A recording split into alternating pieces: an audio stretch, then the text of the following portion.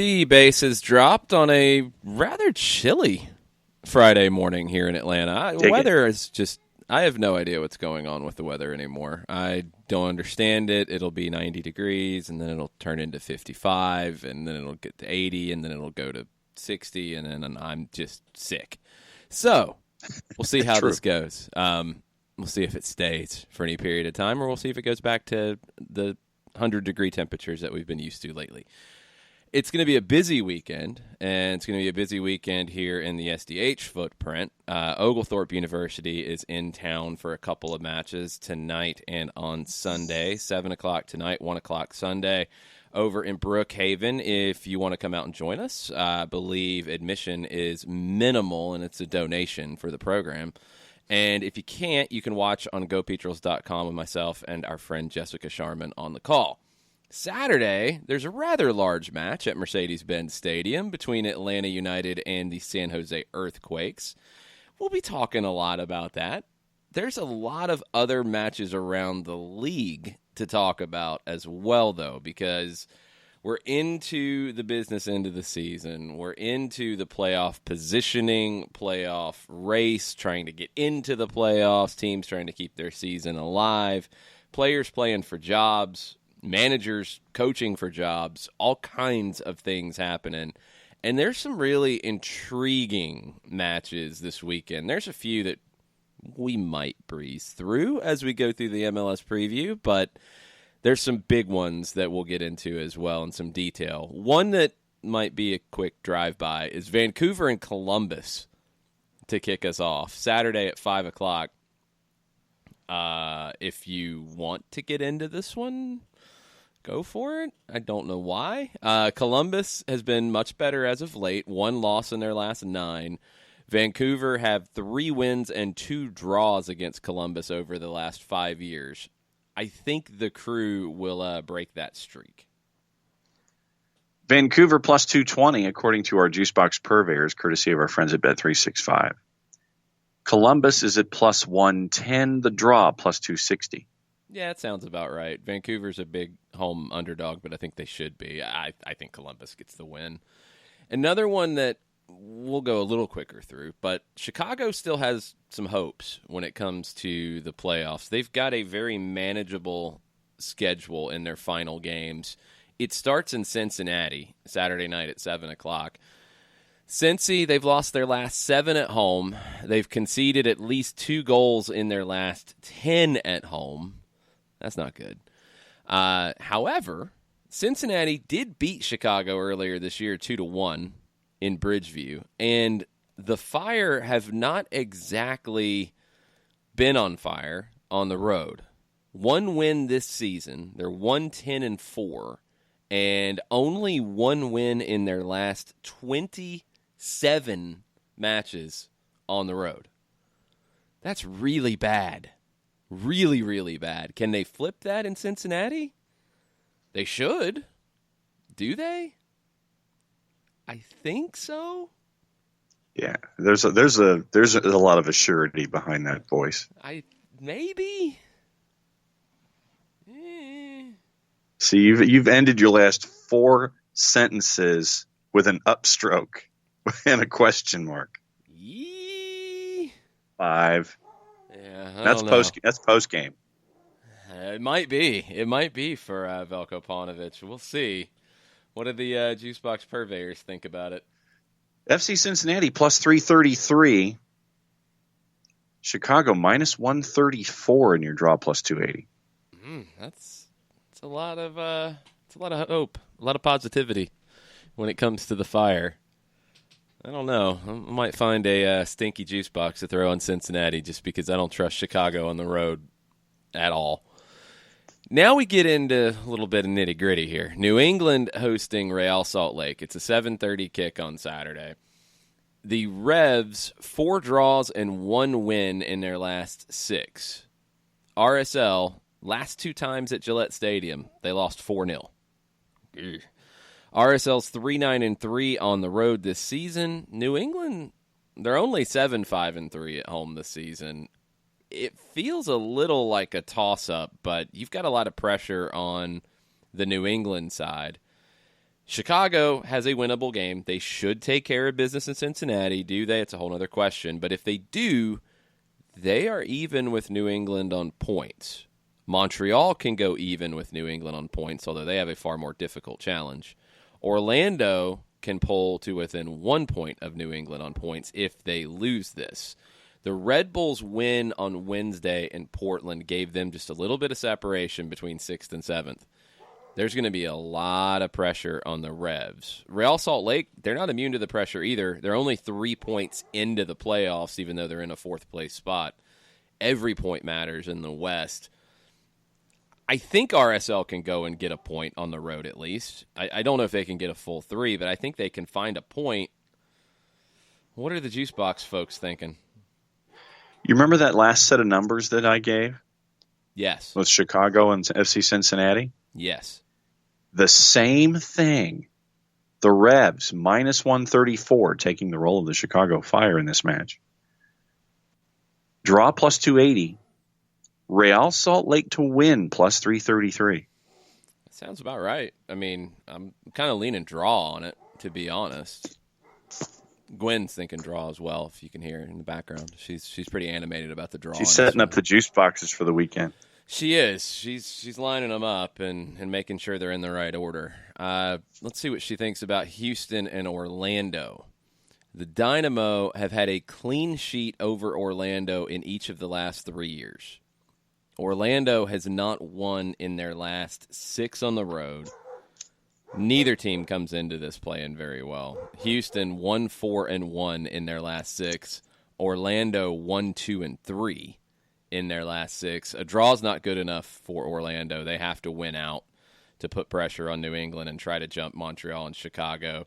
Houston, they're done. They're playing for pride, and it doesn't sound like things are very copacetic in the locker room when it comes to the Dynamo.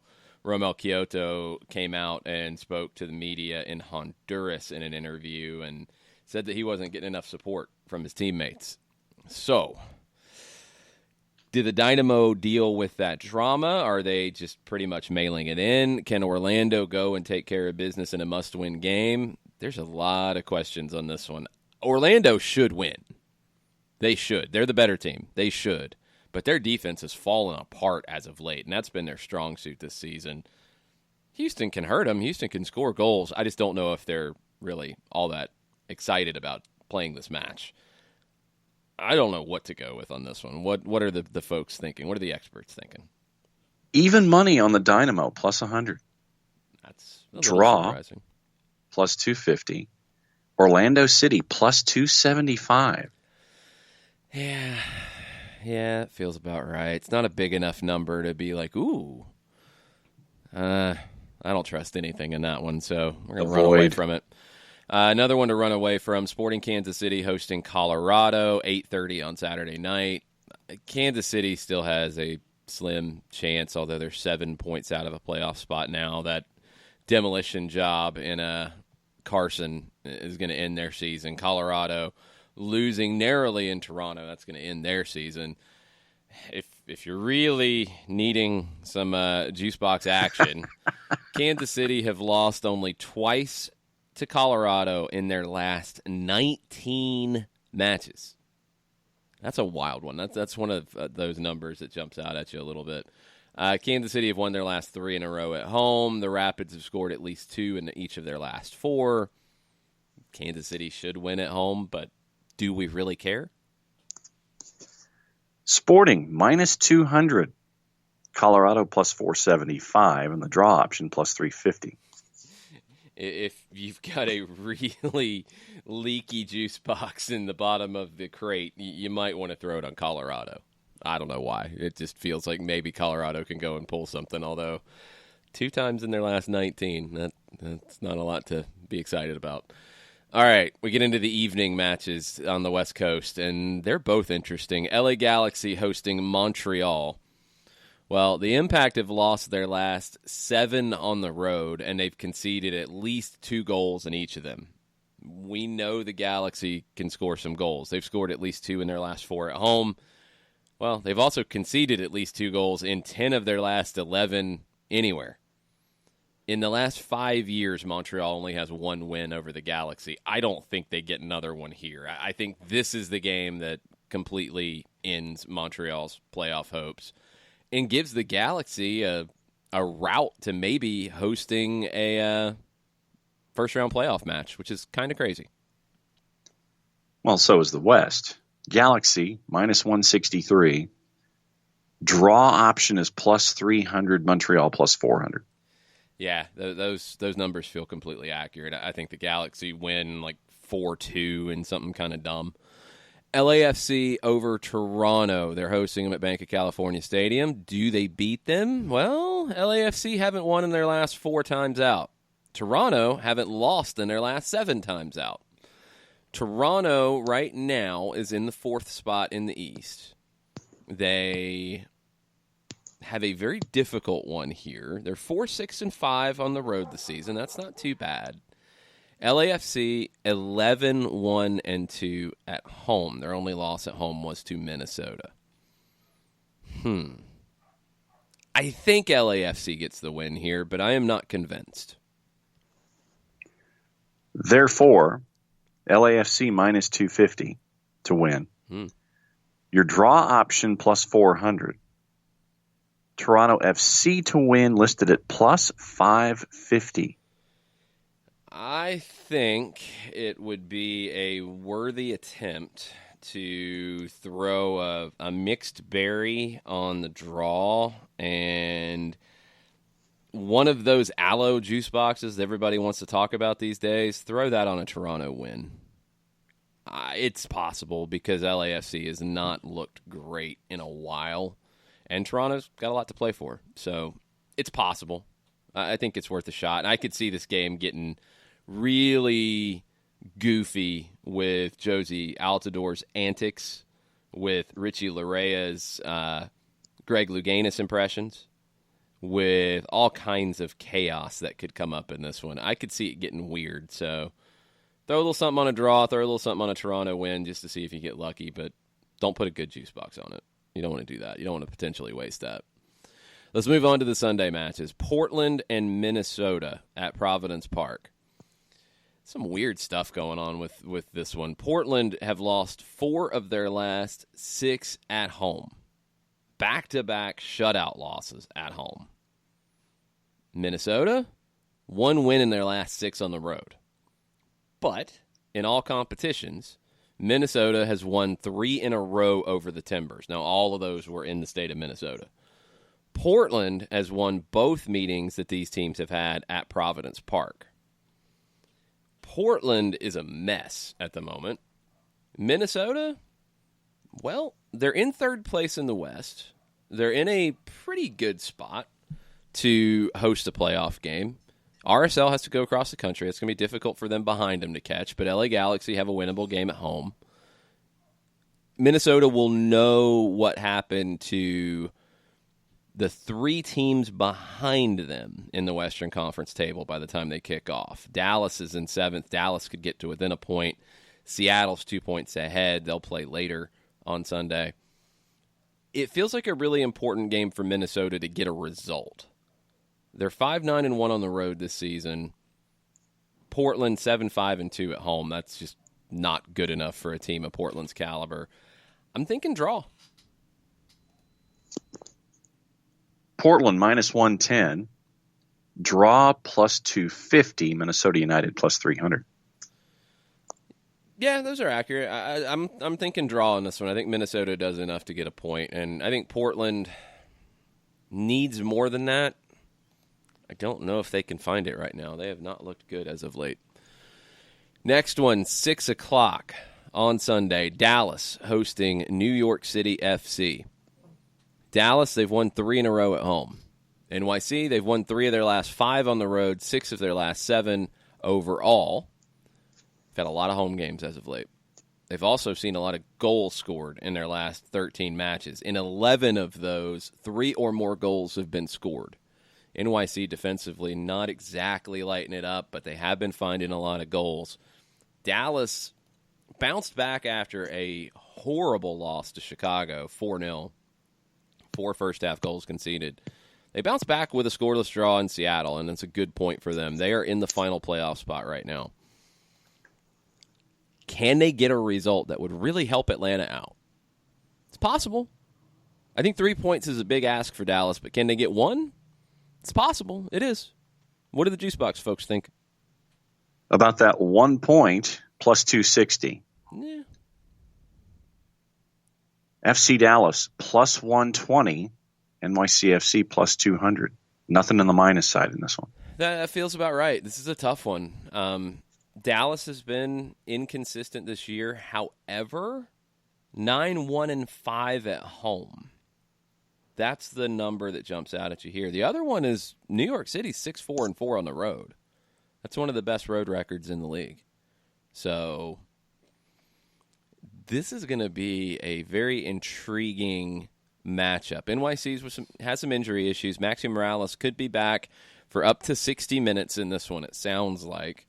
No Keaton Parks, no Eber just yet, but they could be back next week, or Eber could be back next week. Parks is probably looking at decision day. Can NYC create enough without Maxi Morales on the road in Dallas? It could decide the Eastern Conference. It's one of those kind of games that if NYC goes out and wins in Dallas, they might have the East. If they don't, and it's very possible they don't, then things could be wide open. And one team that'll be trying to take advantage plays at Red Bull Arena at 6:30 on Sunday, Philadelphia Union. The Red Bulls, they've only got one win in their last 4 at home. The Union have 2 wins in their last 5 on the road. Red Bulls had lost 3 in a row going into Portland. They got a win. The Union have 4 wins in their last 6 overall.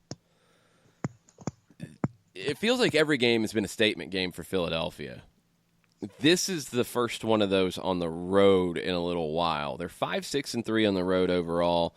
The Red Bulls have lost 5 games at Red Bull Arena this year. That's the most they've ever lost at Red Bull Arena. They're 8-5-2 at home. They've been bad as of late at home. Can the Union go in and get a win? I think they can. I think the Red Bulls are going to have a little bit of confidence coming off of that win in midweek, though. But they're also coming back from the West Coast. I'm leaning Union on this one. So where would you like for me to start? Wherever you want. Red Bulls minus 110. Yeah, okay. Drop plus 260. Philadelphia plus 280 to win. Jump on it. That's the kind of number that Jim Curtin might throw up on the bulletin board before they go out. That's a little insulting for the team that is second in the Eastern Conference and third overall in Major League Soccer.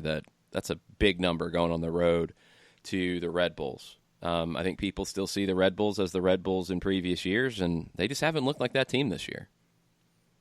Can they do it? We've seen glimpses of it, sure.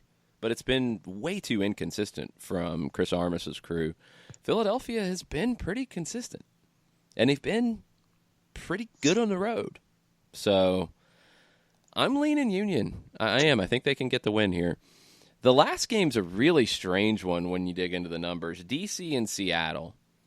DC have only won 1 of their last 5 league matches at home. That's bad. Seattle, good on the road in their last 6, 3-2-1. DC's given up a bunch of goals in their last 4 at home. At least 3 goals have been scored in each of those.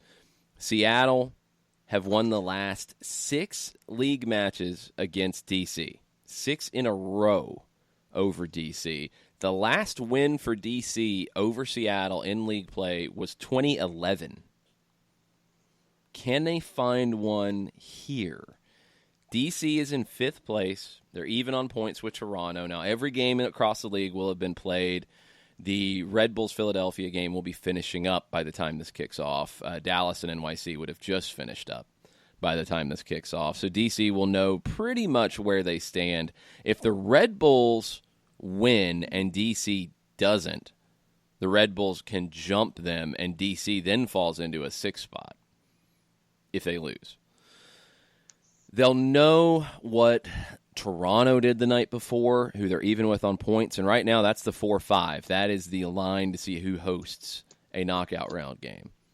The Seattle side of things, They'll know everything that's happened in the West. They're 2 points clear of third place right now. They're in second. They're only 4-7-4 on the road all season.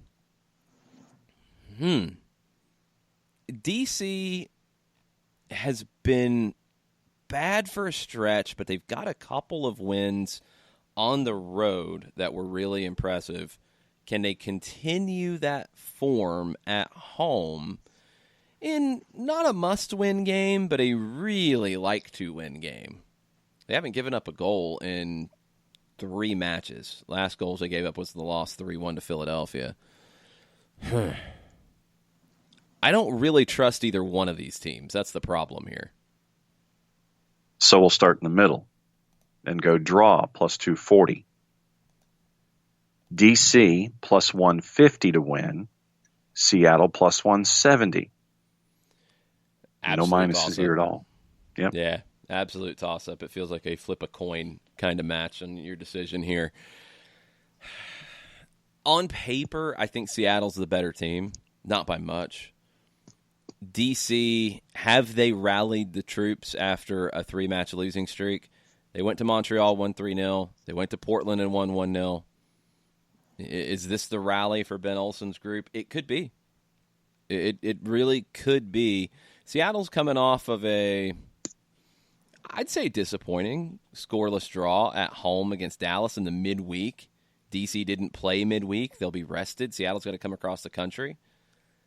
It's setting up for DC to get the win.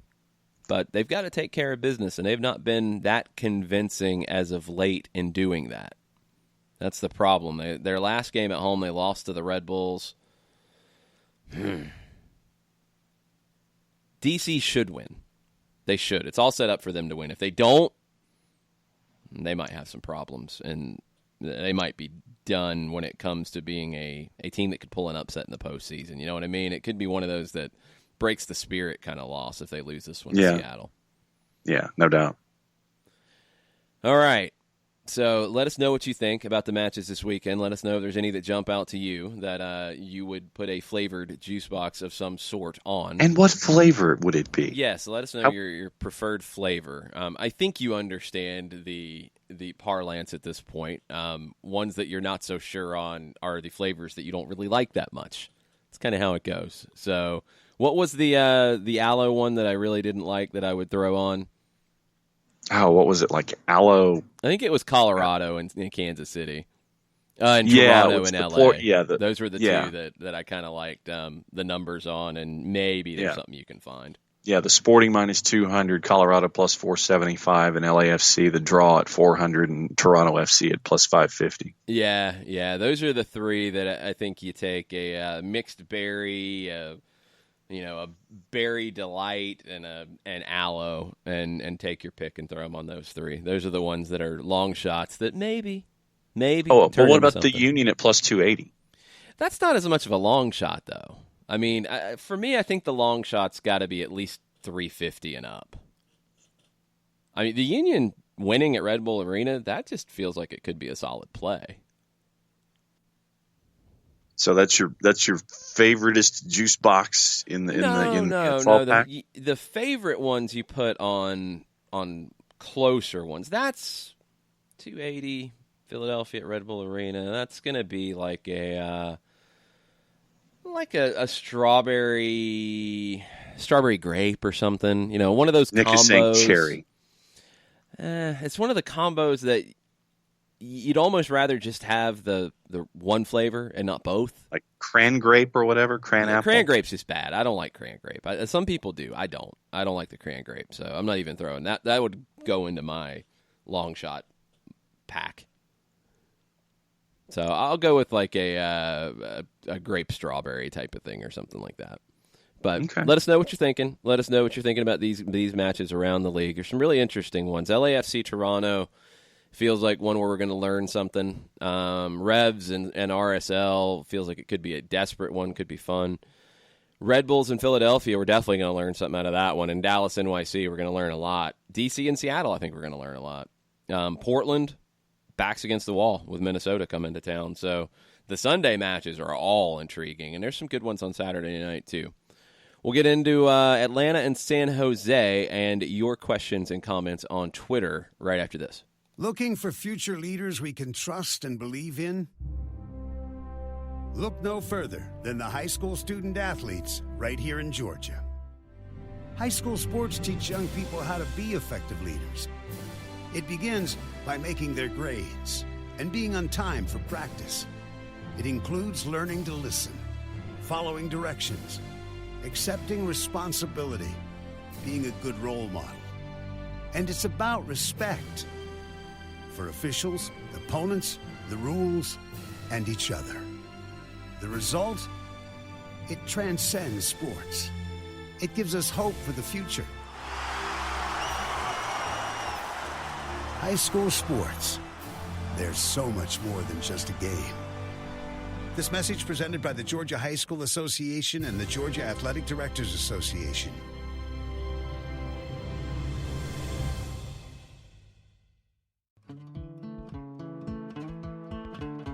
Today's show is presented by Appolinsky & Associates, personal injury lawyers with over 30 years of experience, supporters of Atlanta United, Faction, and Inter-Atlanta Youth Football Club. If you've been hurt in a wreck, contact Steve today at steve@aa-legal.com or call in 24/7 at 404-377-9191. The initial consultation is free. We know that every driver is different, and a one-size policy does not fit all. That's why Country Financial offers a variety of discounts, so you get the coverage you need and the savings you deserve. From good driver to good student, multi-policy to multi-car, we've got a discount to suit every driver. Call Jason Wright at 678-568-6871 today to see what you could save. On Facebook at Jason Wright Agency or by phone at 678-568-6871. Discounts vary by state. Policies issued by Country Mutual Insurance Company, Country Preferred Insurance Company, or Country Casualty Insurance Company, Bloomington, Illinois.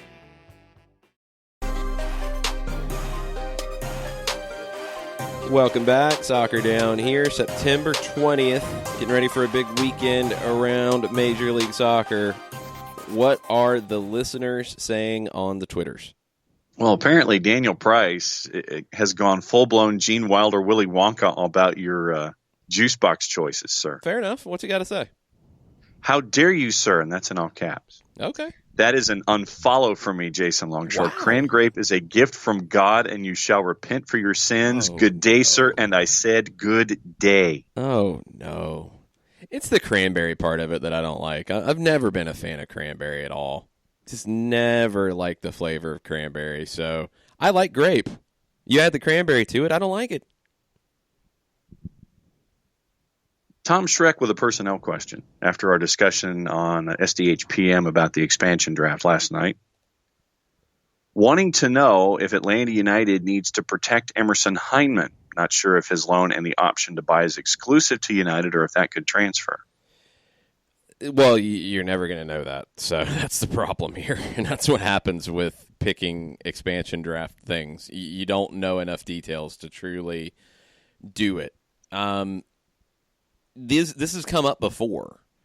I remember in the expansion draft conversation, there was a player, I want to say in 2016, that San Jose had on loan, and they were not going to pick up the option.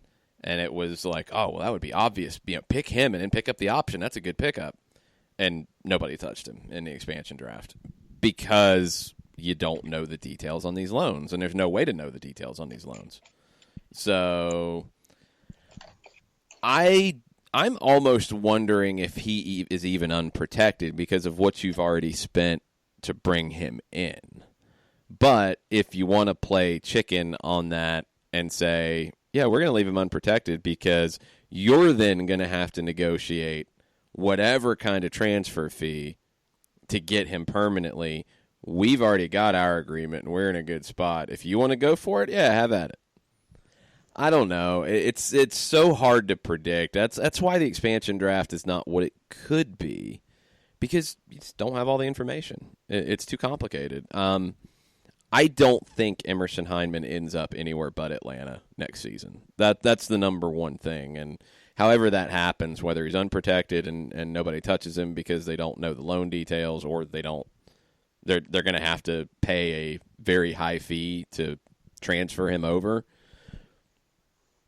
or he's protected, I think he plays in Atlanta next year, and that's the more important thing. Yeah, I was looking at the San Jose list of folks, and it does not say anything about specific loans, because just who was exposed. No, there's no way to know that. Yeah, it was Marco Barrett, Colby Francis, Goodson, Lenhart, Meredith. It doesn't matter. We're talking about an expansion draft from 3 years ago. We don't need the detail. It doesn't matter. It's just when you have those situations, there's way too much risk for the expansion team to waste one of 5 picks on a player that you're then still going to have work to do to put them on your roster. So they're not going to do that. Folks are coming in with predictions this morning. Jared has already said that it's going to be a 5-3 bonkers game again. That's very possible. I mean, the number that jumped out to me is these teams have played twice.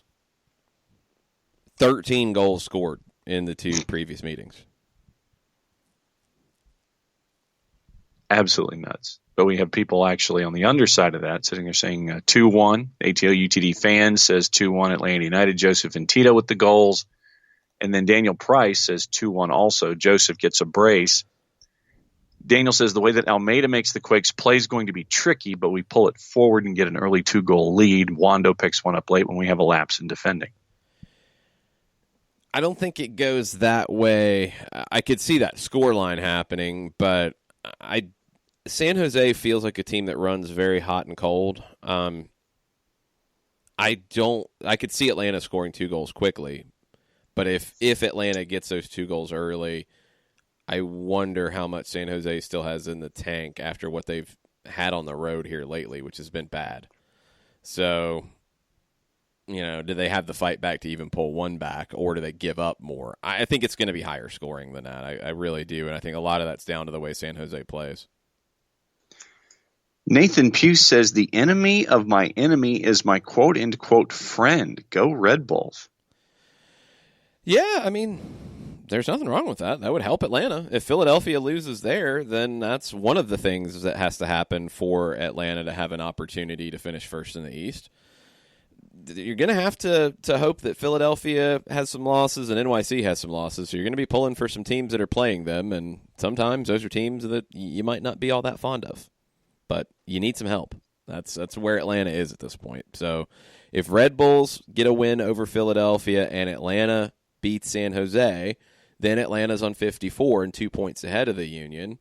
And if NYC loses in Dallas, which is definitely a possibility, then they're only going to be 3 points ahead of Atlanta going into the showdown at Yankee Stadium next week. It's a lot of ifs, but those things are both very possible for happening. Going into a conversation that you and Santa had this morning about the number of fouls and Atlanta United, Santa saying that he heard Atlanta United had the least number of fouls committed in the league. Okay. Check the replies next time, because I replied to him. I know.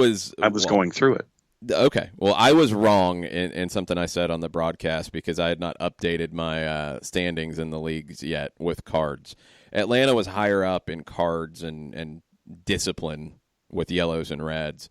But earlier in the season, there was a greater disparity between fouls committed and where they ranked in the league in cards. That's come down a little bit. They're 23rd in fouls per game. They've committed the fewest fouls in the league, but they've played one fewer game than a lot of teams, or some teams anyway.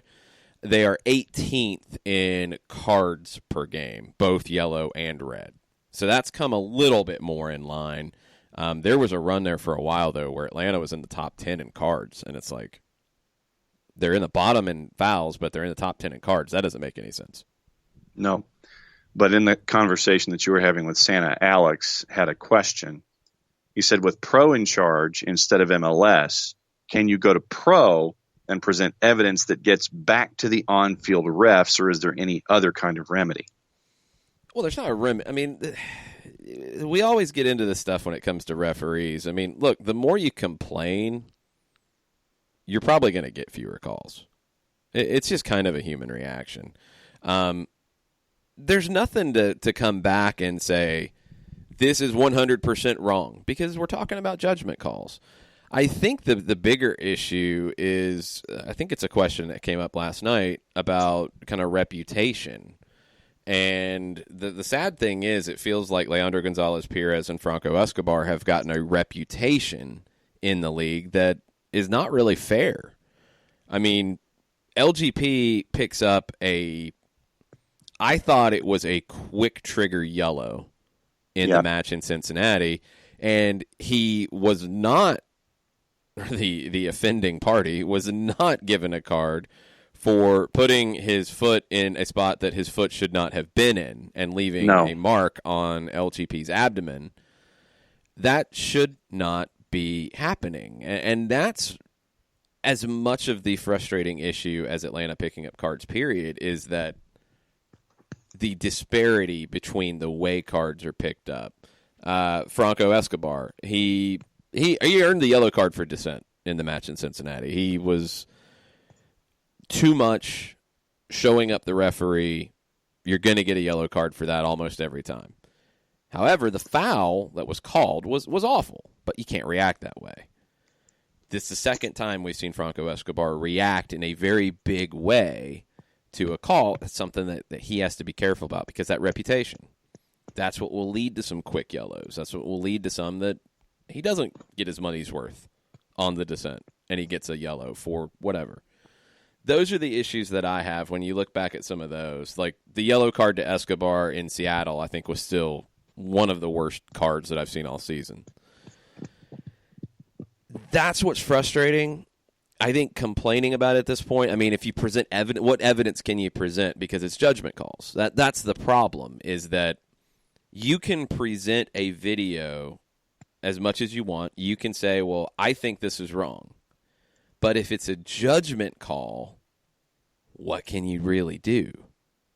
It's down to the referee's judgment.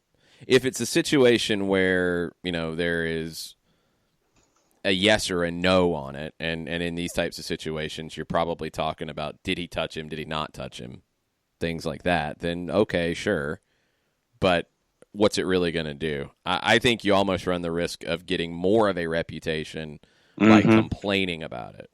And you just have to kind of deal, and hopefully, these things keep getting talked about and people realize, like, hey, wait a minute, this feels a little out of whack.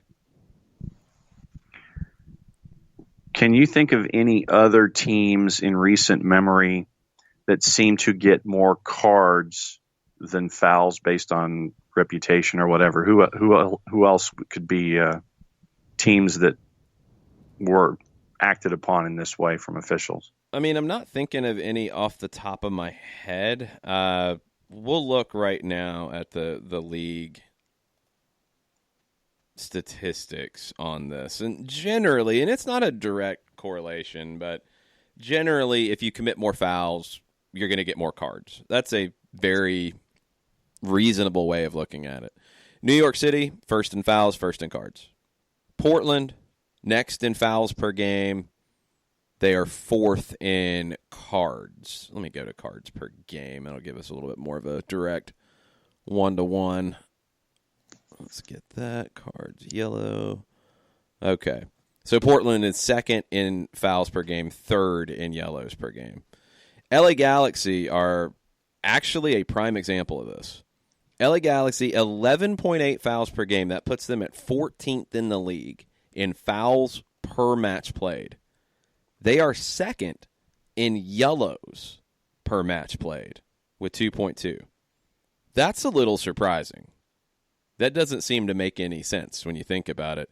It's, I don't know what all those yellows are for. Are a lot of them dissent? Could be. But that feels really out of whack. Toronto, on the other hand, bottom of the league in fouls per game and yellows per game. Seattle, 22 in fouls per game, 20 in yellows per game. That feels about right. Vancouver, 21 in fouls per game, 11 in yellows per game. When there's such a disparity, those are the ones that you kind of look at and you're like, well, why is that? If it's more than 3-4 spots away, it's like, well, what are these yellows for? Is it dissent? Is it other stuff? Like, how is that happening? But yeah, there's a few it happens to. The Galaxy one is the surprising one. I would not have guessed that. I mean, I haven't watched every Galaxy game this season, but to be in the bottom half in fouls per game and be second in yellows per game, that feels strange. That, to me, I mean, in going back through my late night Galaxy watching memory, it does seem, the more that I think about it, that when Galaxy players would go in for fouls, they were very, very heavy fouls. Yeah, that's definitely anecdotal. I don't know if you can take much out of that. But like I said, that's just me trying to think off the top of my head as to what I've seen this season. So that is anecdotal, but that's just off the top of my head. Yeah, the and Mike is chiming in on this too. We'll talk to Mike here in just a little bit.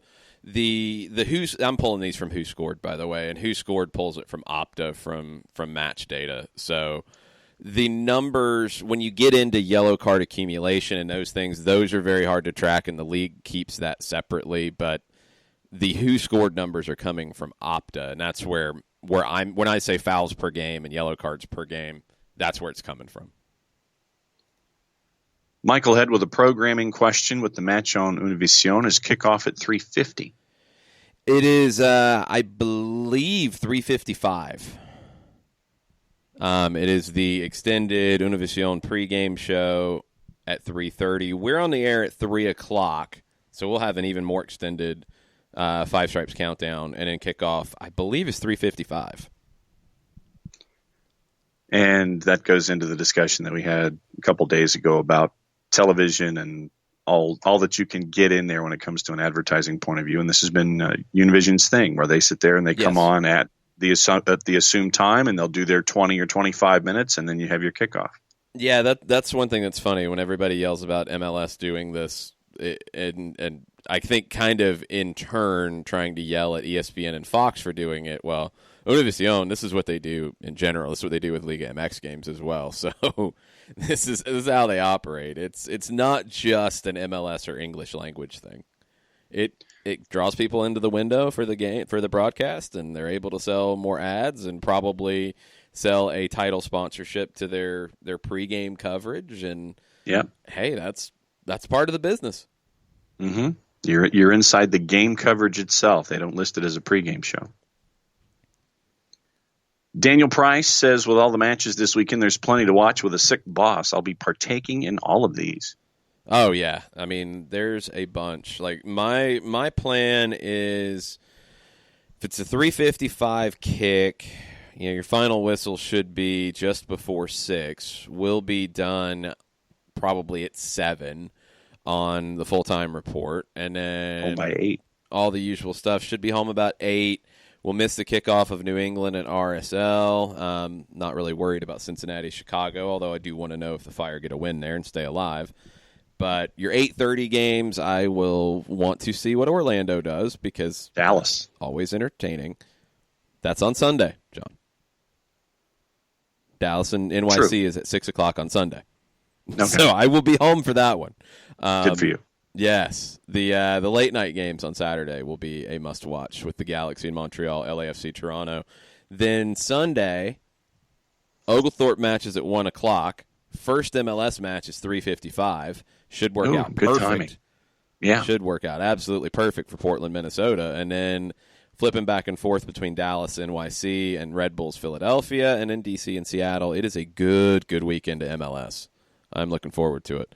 Also some other things, some other football variants that will have some interesting games this weekend as well. There could be some flipping to see what's going on, but I'm going to be deep into the MLS stuff. I'm going to be deep into the MLS stuff. It might be a scoreboard on Twitter that I'm looking at or something like that.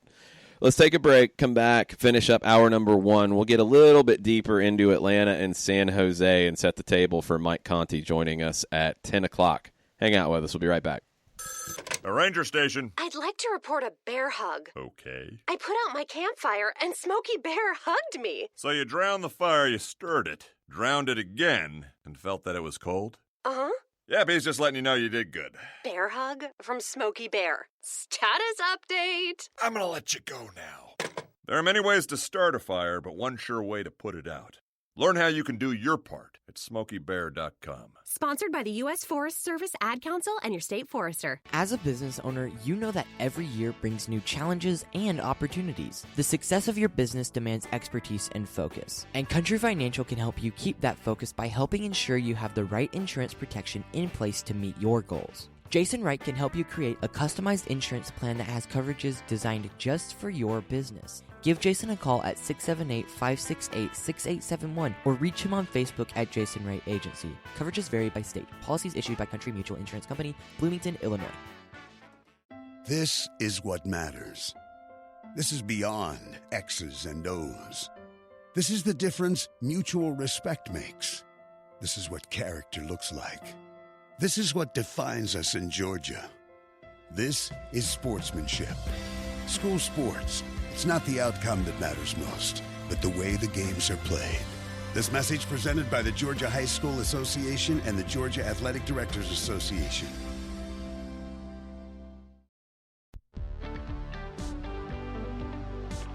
If you've been hurt in a car wreck, contact my friend Steve Apolinski of Apolinski & Associates. He's been representing individuals for over 30 years throughout Georgia and Alabama. Email him at steve@aa-legal.com or call him 24/7 at 404-377-9191. The initial consultation is free.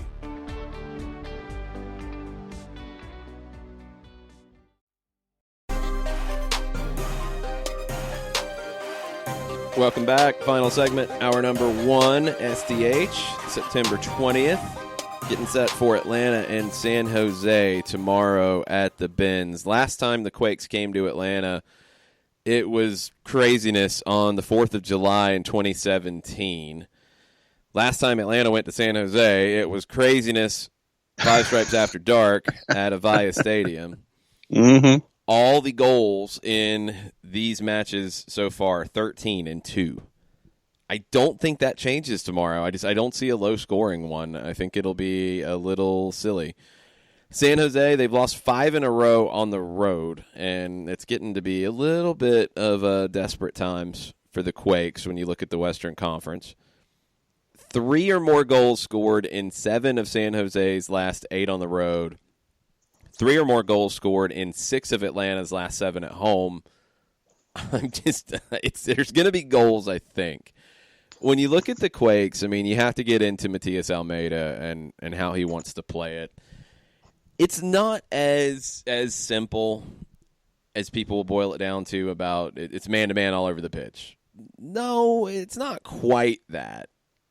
It's similar to that. The man-to-man will change a little bit. It's more about intense pressure. It's more about looking at it from like a full court press type of basketball perspective where, you know, if somebody comes into your zone, yes, you will switch your mark. You'll switch who you're defending.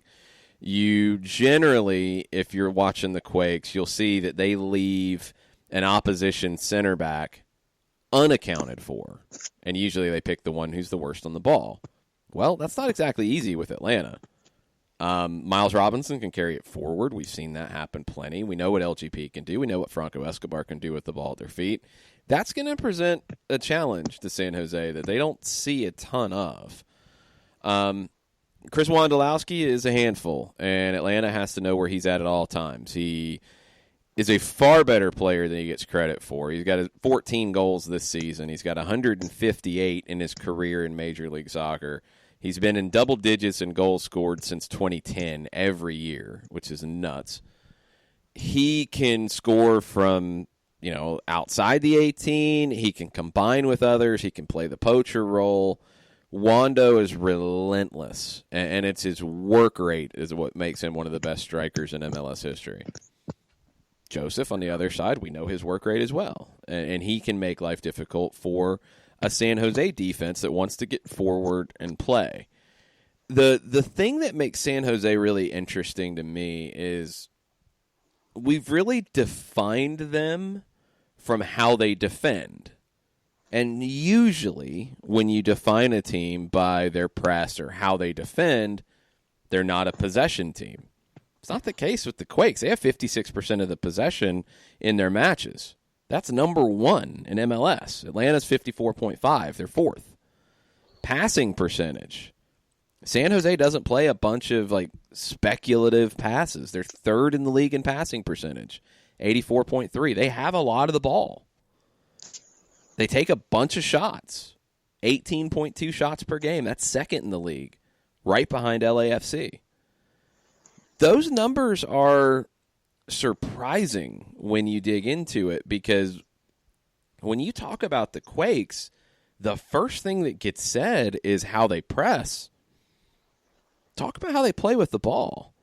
Defensively now, they get into 50-50 kind of matches. They're 11th in the league in shots allowed per game. So they're not a lockdown defense by playing this way. They create a ton of turnovers. When they get the ball, they're not just going immediately direct to goal. They will play with the ball, but they create a bunch of turnovers and they make the game chaotic. They're 4th in the league in tackles per game. They just make it difficult for you to breathe. But when they do that, so many teams, when they play that way, they immediately, like the Red Bulls, it feels like when they get possession, it is go forward as fast as possible, get vertical. San Jose, not necessarily. And that's what makes them a really good team, in my opinion. But also the way they play, they're always on the edge. And as they're learning to play that way, you see some mistakes. And that's why their record is not as good. And I think you're dealing with a group of players that was built to play one way from a roster perspective, and Matias Almeida has them playing a very different way, and he's gotten better results than anyone would have expected. But he still doesn't necessarily have all of the players to fit everything that he wants to do as a manager. So I'm expecting to see a decent bit of turnover in San Jose going into next season, but they present a challenge here, and they are a team that's also a little desperate. So how does that challenging style of play that makes you uncomfortable, that makes it difficult for you to play your game no matter how you play, combined with the desperation of sitting in 6th place in the Western Conference, 1 point ahead of 8th place Portland Timbers. How does that desperation plus difficult style affect Atlanta on Saturday? It's going to be one of the most fascinating games from a tactical perspective all season. Let me go back to the comment that you had about Wando. Why do you think Wando is regarded the way that he is? Is it age? Is it East Coast bias? Is it the fact- national team? It's national team. Still, it's all national team when it comes to him. This is not just because of 2014 World Cup, but with Wando specifically, it's a big part of it.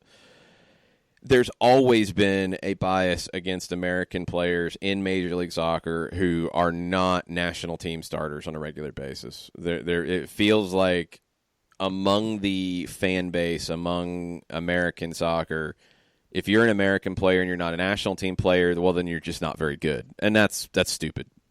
That's got to change, because MLS, as big as it is, you're going to have a ton of great players that not all of them can play for the national team in every game, because you can only play 11 to start.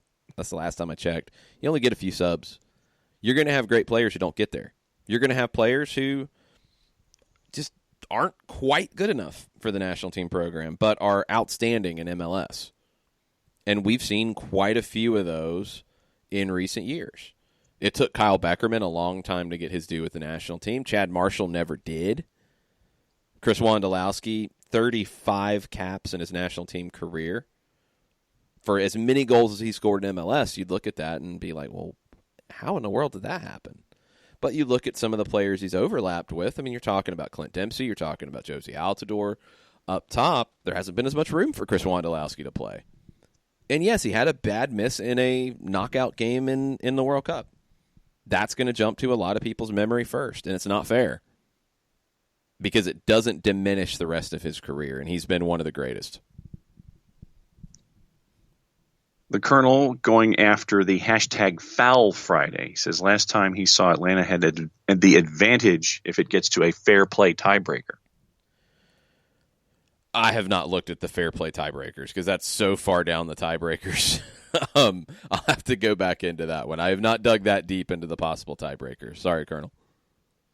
Then Shiva, and I guess we can carry this over to Mike Conti as well when he joins us after the top of the hour. Shiva wants to know, what does Atlanta need to do differently than what they did against Cincinnati to win? She doesn't see San Jose sitting back. No, San Jose's not sitting back. Don't even, no. Don't even put that out there into the universe because it ain't happening. It's a completely different game, Shiva. I mean, you can't compare anything from Cincinnati or Columbus to what San Jose is going to do. It's like playing rugby versus Australian rules football versus American football versus soccer. It's just completely different. So anything that you saw in those games, you're not going to see the same thing tactically. What Atlanta has to do from a broader perspective, they have to be better with their passing than they were against Columbus, and they have to be able to control the pace of the game and make changes to the pace of the game a little more than they did in the first half against Cincinnati. Although it's going to be difficult because San Jose is always trying to quicken the pace of the game.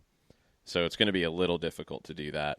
I think more than anything, they have to be decisive with their passing. You can't hesitate against San Jose. They don't give you time to.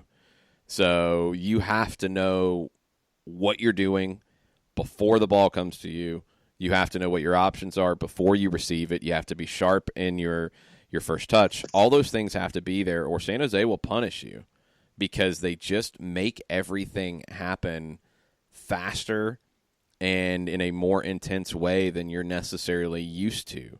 And it's a very different type of opponent than we saw with Columbus and Cincinnati. And Atlanta's going to have to get up to what this game does, what this game gives you, the pace of this, the intensity of this. They're going to have to get up to that really fast because opening whistle, I don't care if it's 12:30 on the West Coast and that's what San Jose's used to, they're going to be flying and they're going to make life difficult. So better be ready for it if you're Atlanta, or you're going to fall behind early and then be fighting uphill. Thomas and the Colonel had decided to go on their tiebreaker discussion, so we were officially caught up on Twitter. Y'all dig into that and let me know because I have not dug into the tiebreaker side of things. I think it's going to come down to wins. I don't think goal differential is going to come into play, and I don't know if it goes past that. Out west, it could get tricky, and for a couple spots in the East, it could get tricky. I think where Atlanta's concerned, the number of wins is going to separate it off the top. We'll see. We'll see how it figures out. We'll see how things go around the league this weekend. We'll see how Philadelphia and NYC do. That's the most important thing. And Atlanta has to take care of business against what could be tricky opponent in the San Jose Earthquakes. We'll see what Mike Conti's thinking about it right after this. Looking for future leaders we can trust and believe in? Look no further than the high school student athletes right here in Georgia. High school sports teach young people how to be effective leaders. It begins by making their grades and being on time for practice. It includes learning to listen, following directions, accepting responsibility, being a good role model. And it's about respect for officials, opponents, the rules, and each other. The result? It transcends sports.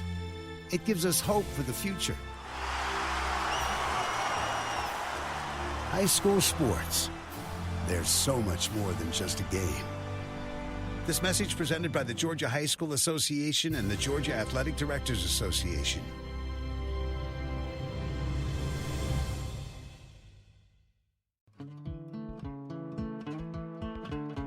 Today's show is presented by Appolinsky & Associates, personal injury lawyers with over 30 years of experience, supporters of Atlanta United, Faction, and Inter-Atlanta Youth Football Club.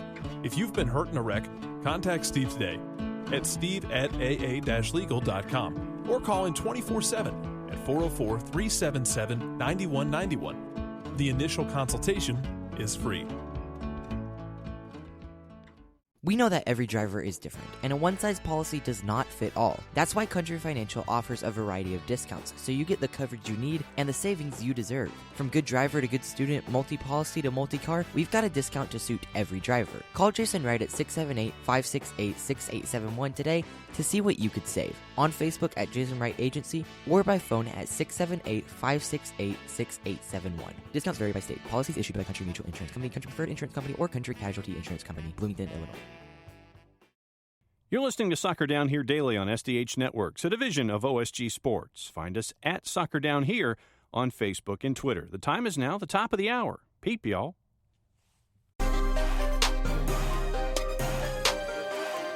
Welcome back. Hour number 2, SDH, September 20th. Big match for Atlanta United at the Benz Saturday afternoon, late afternoon kick against the San Jose Earthquakes. We'll be calling out on 92.9 The Game with this guy on the call, Mike Conti. What's going on, guys? What's up? Morning.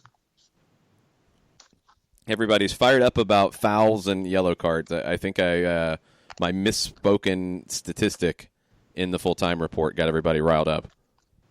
Well, it's not your fault. I mean, it's changed, and I hadn't tracked it. The league could make this very easy on us and just say, look, here are the numbers.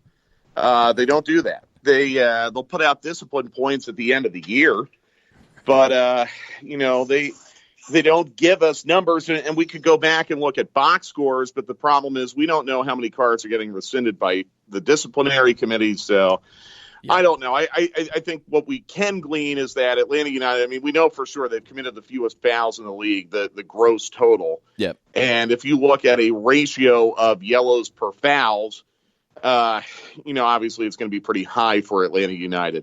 Now, I would also say that Atlanta United's taken more than their fair share of dissent yellows this year. Yep. Probably at least one or two time-wasting yellows. Yellows that are not necessarily associated with, violent conduct or anything like that. So it can be a little misleading. The bottom line is this, though. The refs need to be better than they were Wednesday night. It was a very, very poorly officiated match on Wednesday. And you don't mind if a ref is going to call it tight and show a lot of cards, but it's got to go both ways. And I thought there were one or two really egregious, just kind of touch fouls that were given to Cincinnati that were not called for Atlanta United. And that's the problem I have. I want to see it more consistent. Yeah, we went through it a little bit in the first hour on just the accumulation per game, and you're right, the rescinded stuff doesn't show up here because this is at Who Scored coming from the Opta game-by-game, like box score, essentially. Mm-hmm. There's disparity between Atlanta in yellows, they're 18th in yellows per game, and fouls per game, 23rd. Because of the number of games played. The two teams that jumped out at you, though, that were surprising, the LA Galaxy are second in yellows per game, 2.2 yellows per game, but they're only 14th in fouls per game. That one was surprising. And Vancouver is surprising as well, 21st in fouls per game and 11th in yellows per game. So there's a few teams that have that kind of disparity that you're like, where's that coming from? And dissent is a big reason why, I think. Time wasting is another. That's a good explanation. Yeah, there have been at least two off the top of my head for Franco for dissent. I think Gressel got one for dissent. Gressel's now 2 yellows away from a suspension, by the way. The league put out that today, and we do have that officially. And the good news is I thought Leandro, I don't know if there was a rule change or I just got this wrong. I thought after you were suspended a second time for yellows, that every other yellow from that point forward to the end of the year, you were suspended again. It's not. So he got a yellow on Wednesday. He now is 2 yellows away from being suspended again. So if he gets a yellow on Saturday, he is not suspended for New York City. I initially thought that was the case. It is not. Same for Gressel and Escobar.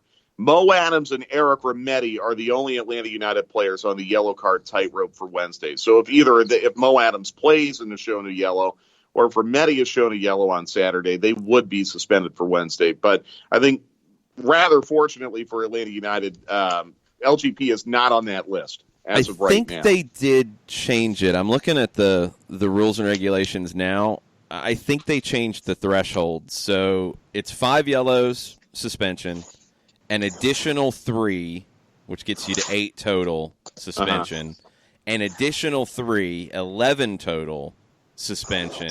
Then it's an additional 2, 13 suspension. I think it used to be 8 and 10. That's what I thought too. Yeah. And honestly, I think that's a more reasonable standard over a 34-game season. If you have to go 5 consecutive matches with no yellow, which also seems to be a little, I don't know. You want to promote fair play, but that's asking a lot. If you're going to make players go 5 consecutive matches without a yellow to get 1 reduced, it's a common sense move to maybe up that from 10 to 11. So it's good news for Atlanta United because I certainly was very worried about it at the end of the night in Cincinnati, knowing that Leandro at this rate right now is getting about a yellow per game. That if he were to be shown yellow tomorrow, and there are going to be instances tomorrow where San Jose is going to be able to get out and transition on Atlanta United and put the center backs in position where they may have to commit some tactical fouls. I was very nervous about the prospect of Leandro maybe picking up another one tomorrow and missing the New York City match. Now that looks far less likely. So, Mike, when you look at San Jose coming to town, it's not quite a complex compound question, but it is a complex question. What are you most looking forward to seeing about San Jose, and what concerns you, or who concerns you the most about San Jose coming to town? San Jose, second in the league in shots, second in the league shots on goal, top 10 in goals. They've earned the most corners of any team in MLS. So I have a feeling that they're really going to try to dictate the tempo and try to have the ball as much as they can. And then you have 3 really adept goal scorers. You have Vaca, you obviously have Wando. You have Espinoza, who's been a great facilitator, tied for 6th in the league in assists. Huson can score goals. Shea Salinas has scored 6 goals this year. Magnus Eriksson has scored 6 goals this year. So they've got a lot of different guys that kind of scare you in the attack. I think this is going to be an extremely high-scoring kind of bat-you-know-what crazy type of match. Because that's what these teams do when they play each other. 4-3 and 4-2 were the 2 score lines in each of the prior 2 years. Atlanta United won both of them.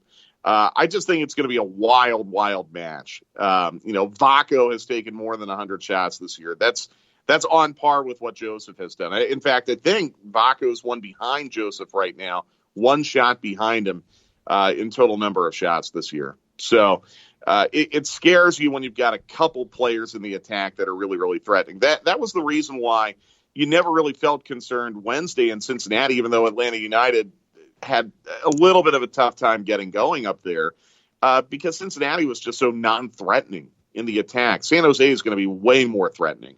And I think we're going to have a lot of goals scored tomorrow as a result. So you think Bet Guano goofy, huh? Yeah, I do. Just based on prior history. And that match last year in San Jose is still the craziest match I've seen in my 2 years doing this by a pretty wide margin. So I would expect nothing different tomorrow. Now that we've set this up, watch it be a scoreless draw or something. And one of those kind of games. I would be, I don't know, I would eat my hat if it were that kind of day. I mean, if it is a scoreless draw, Jason, then that's going to be a Daniel Vega, Brad Guzan masterclass in goalkeeping tomorrow. Yeah. Because, like I said, San Jose second in the league in shots on goal. I mean, you have 2 of the top 5 teams in shots taken this year. Atlanta United, I think, is 11th in shots on goal right now. But still, I mean, it would be completely out of character for these 2 teams to not go forward and make the goalkeepers do some work. San Jose, you mentioned how many weapons they have, and they're able to commit so many numbers forward because of Florian Ljungvirth. I think is a very underrated player in this league. Kasia at center back is a good fit for the way this team wants to play. They're getting good performances out of Judson as a defensive midfielder now, protecting those 2. That frees up Tommy Thompson, who's a converted attacking midfielder playing right back. It frees up Nick Lima when he's on the other side, or Lopez. Both love to get forward and contribute. Jackson Ewell bombs forward out of the holding midfield, and then it's kind of a take-your-pick for Almeida with Wando up top, but Huson can play up top as well. Erickson can play up top. Erickson has played in the hole behind Wando from the match at NYC. Vaco and Christian Espinoza on either side. Shea Salinas comes in and contributes to this team. You've got so many different weapons because of the two center backs and Judson who can defend in space when everything breaks down because of how high-tempo San Jose plays. Now, here's the thing about San Jose. They have lost 5 straight matches on the road. And in those 5 matches on the road at New York City, Real Salt Lake, LAFC, Sporting, and Colorado, they have scored a total of 3 goals over those 5 matches. And this is since August 10th, okay? They're 2-5-0 in their last 7. And this goes back to what I've noticed about San Jose, particularly when they are on the road. It feels like this is a team that has started to run out of gas a little bit. Now, they have had a full week break. They flew all the way back after that New York City match. I'm sure they came back that night because that was a very early match last Saturday. So they probably had 4 or 5 days at their own facility to train. They came to Atlanta, I think, yesterday, if I've been told correctly. So they've done some things to mitigate the impact of travel. But for whatever reason, this team has really had some problems scoring goals on the road recently. And their recent run of form, I think, is concerning. 5 weeks ago, they were 3rd in the West and threatening to be a number 2 seed and maybe have 2 playoff home matches. Now they're 6th. I think they'll make the playoffs, but it's not a foregone conclusion, especially with the week that they have coming up here with Atlanta and then midweek at home against Philly and then at the end of the week home against Seattle. So I think Almeida is going to be rotating a little bit. And if he does rotate, I would think he would want his first choice to play at home in those 2 matches, Wednesday and a week from Sunday. But I don't know that. Maybe that's wishful thinking. Long story short, Wando is someone who came off the bench last year against Atlanta United in San Jose. I would not be shocked if we get to the stadium tomorrow and the team sheet has Wando on the bench and not starting. But it could be the same for Vaco. It could be the same for a bunch of those guys for the reasons that you've pointed out, Jason. But then you look at what Matias Almeida has been able to do this year with a roster that is not his own. You know, you can bring in some guys here and there, but with what he's been able to do with the guys who are there with him, it's been a tremendous job because a lot of folks were thinking that this was going to be a team that wasn't even going to make the playoffs at the beginning of the season. Yeah, and you're right, and he has done a good job. And they've made some moves mid-season, like Carlos Fierro was a good pickup coming over from Cruz Azul. Andres Rios, got started at River Plate a long time ago. He's 30 years old now. I mean, he scored a goal for them. He came over in July. Marcos Lopez is someone who's played in 17 matches for them, and he's one of Almeida's players. Judson's someone that I think gets overlooked a little bit. He's someone that he's brought in, but you're right. I mean, you still have Kasia and Vaco from the Republic of Georgia. That is absolutely a holdover. I mean, Wondolowski has been there forever. But I kind of look at some of the role players, like an Espinoza. I mean, Espinoza is someone who came over with Almeida, correct?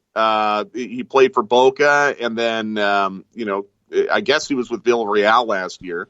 I mean, he's among the league leaders in assists. So I would push back a little bit that Almeida has done this with the previous regime's players. I mean, their best players are from the previous regime. But I think in spots he has been able to kind of impress his own style because he's been able to take some of his role players and really incorporate them nicely. He's been able to add a few. They signed a lot of bad contracts last season, and that's what was surprising with Jesse Fiorinelli and building the team around Michael Starre and going with some players that were a surprise. But Almeida Bring in Daniel Vega, for example, a 35-year-old goalkeeper who had been playing with the Tampa Bay Rowdies, with Miami FC, but he played for him at River Plate, spending his final 2 years at River with Almeida. There's quite a few different guys that have had a different connection to Almeida, either from Chivas or from River Plate. Carlos Fierro, who signed this summer, a Chivas guy. Christian Espinoza, a player from Argentina that was known to Almeida but didn't play for him. Andre Rios, who signed this summer, another River Plate guy who played with Almeida there. So he's been able to piece it together, but then get performances, and this is what jumped out to me as you dig into the Quakes, players from the Netherlands who are going to have experience and be known quantities to Frank de Boer. Danny Hoesen played for de Boer at Ajax for a couple of seasons before moving on. Scored a really big goal for Ajax against Barcelona in the Champions League in that Frank de Boer versus Tata Martino matchup that happened in 2013. But you have guys who played for Vitesse and have experience going up against de Boer's Ajax. Vaco is one of those guys. Kasia is another one. There's a lot of players that have connections to the managers or to each other in this match. It's going to be a really testy one, I think, because of some of that. Yeah, good point. And that's weird when you have an East versus West matchup, because there's not really a whole lot of prior history for rivalries to coalesce. But it is very unusual that you have so many connections between the two teams from outside of MLS, and now you have this very big MLS match. So, I mean, San Jose needs it more than Atlanta, probably, because San Jose is still not safe. Atlanta United is obviously in the playoffs. They've clinched. They need help to get the number one seed. A win helps keep the pressure on New York City and Philadelphia, but it's not going to change the fact that Atlanta United is going to be a top 3 seed. All Atlanta United needs is one more win. If they can't get that out of their last 4 matches, we're talking about a very serious collapse, and then you have much bigger issues than where you're playing your playoff games right now. So I think there's probably a tad bit more pressure on San Jose, but they've got to figure out how to get this turned around on the road, because if San Jose does make the playoffs, there's a very high probability they're going to be on the road in the playoffs the whole way.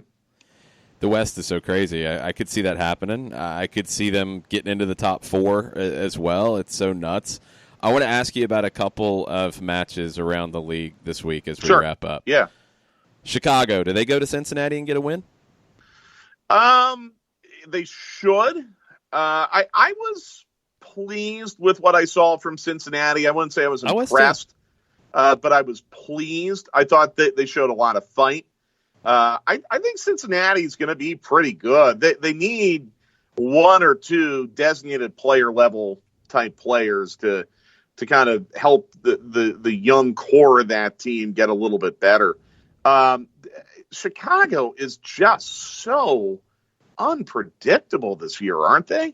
They remind me a lot of FC Dallas in that respect. Seattle too.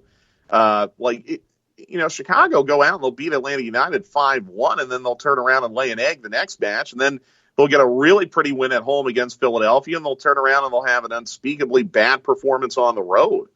So they are really hard to figure out. They are god awful on the road this year, 1-10-4. So I would not be shocked if Cincinnati takes points or a point. But Chicago, boy, they've got to be feeling like this is their shot right now. Like, they can still absolutely do this. They can absolutely get in. But you can't be dropping points to Cincinnati. I mean, time's up. You have no margin for error now. So I would expect that Veljko Paunovic is going to have that team ready to play. I think Ron Jans will have his team ready to play. It's a good opportunity for both. A very sneakily intriguing match, Jason, no doubt about it. What do you think about LAFC and Toronto Saturday night? Again, Toronto, I think they're safe. Undefeated they're fourth in their last right now. 7. They've been pretty good lately. Yeah, they have. They have. And, now they're playing for top 4. And I mean, they could get that. They're even on games with DC and Red Bulls, they have 45 points. I mean, they have the exact same record as DC. They just have them on goal difference right now, which is why they're fourth. LAFC winless in their last 4, correct? Finally back home, yes, though, and finally healthy. LAFC 11-1-2 at home this year. I like LAFC. I think Toronto will compete. I think Toronto will. This will be a good barometer game for them. It kind of reminds me of when Atlanta United went in there at the end of July. Like, Atlanta United can show that they're improving and that they're a legit contender without winning. I think Toronto is kind of in that boat too. Like, they could go out there and play respectably, and even though they may lose, you could look at TFC after that and say, okay, you know, they might have something there. The other tricky thing about Toronto is they're in the middle of the Canadian Championship, and they've got a home leg coming back on Wednesday.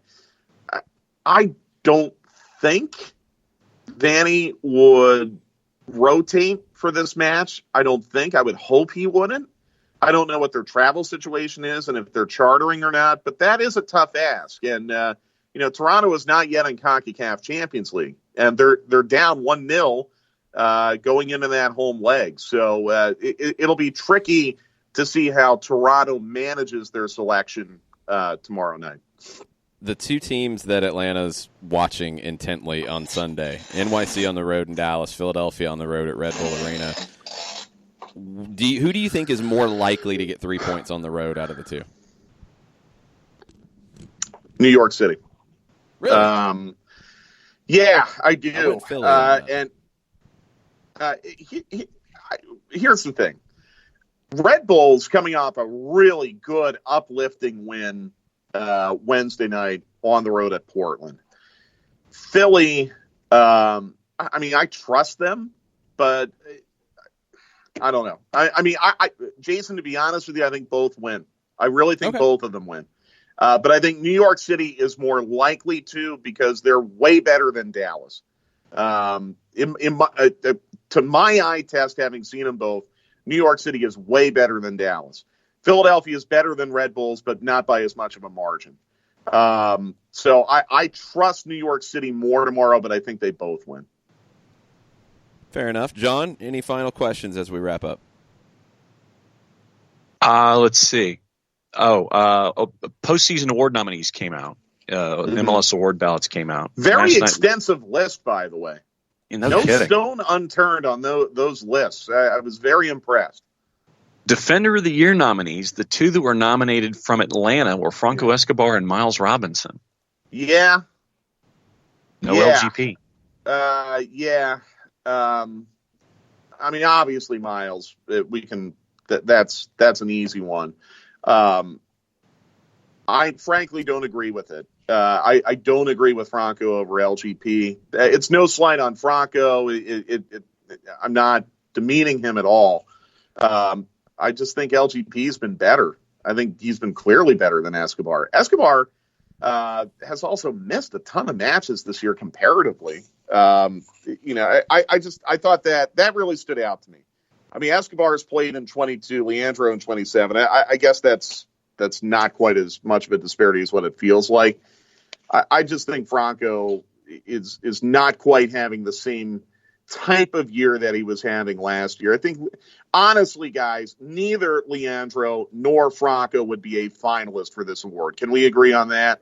Yes. I mean, if there's going to be a finalist from Atlanta United, it's going to be Miles Robinson. There better be a finalist from Atlanta United and Miles Robinson.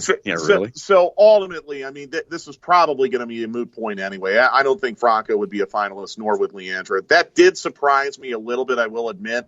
I don't think it's an egregious snub of Leandro. I would have had him over Franco pretty comfortably, to be honest with you. Yeah, I'm with you. I was surprised by that one. That's the one that jumped out to me. The rest, I mean, I think every manager is pretty much in there. I think every goalkeeper is pretty much in there in those. Joseph as the lone nominee from Atlanta for MVP.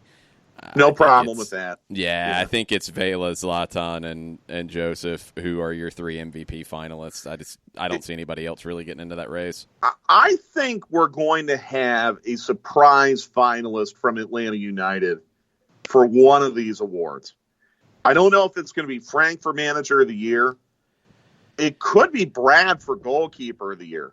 That one should be there. I don't know if that'd be a surprise. Yeah, it should be there. Well, here's why I don't think it's a lock, because Brad's save percentage is okay, but it's still under 70%. Brad's gotten a ton of 1 and 0 save clean sheets this year, hasn't he? Yeah. So that's why I don't think it's a slam dunk. But I mean, good Lord, if he gets to 16 or even 17 clean sheets, how can he not be a finalist for that? Exactly. If not the winner? I would be very, very curious, though. I'm not like 100% sure he's going to be a finalist for goalkeeper of the year, even though I think he deserves it. So where's the surprise going to be? I thought it was Justin Merriman newcomer of the year. I can't remember. No, newcomers into the league, not to the team. I'm sorry. Comeback. Hyndman and Petey. No, he was not. See, that's a big miss, in my opinion. That's such a tough one, and I don't think there's consistent definition of what they're looking for with that. Yeah. That's probably why it becomes kind of weird. I feel like Mark Anthony Kaye is the one who will get that coming back from the injury. Yeah. But it's so hard to tell where they're going to go with that one. Newcomer of the year, it was Pitty and Emerson Hyndman who were the two nominated from Atlanta. Yeah. Yeah. I cannot imagine either would be a finalist, but you never know.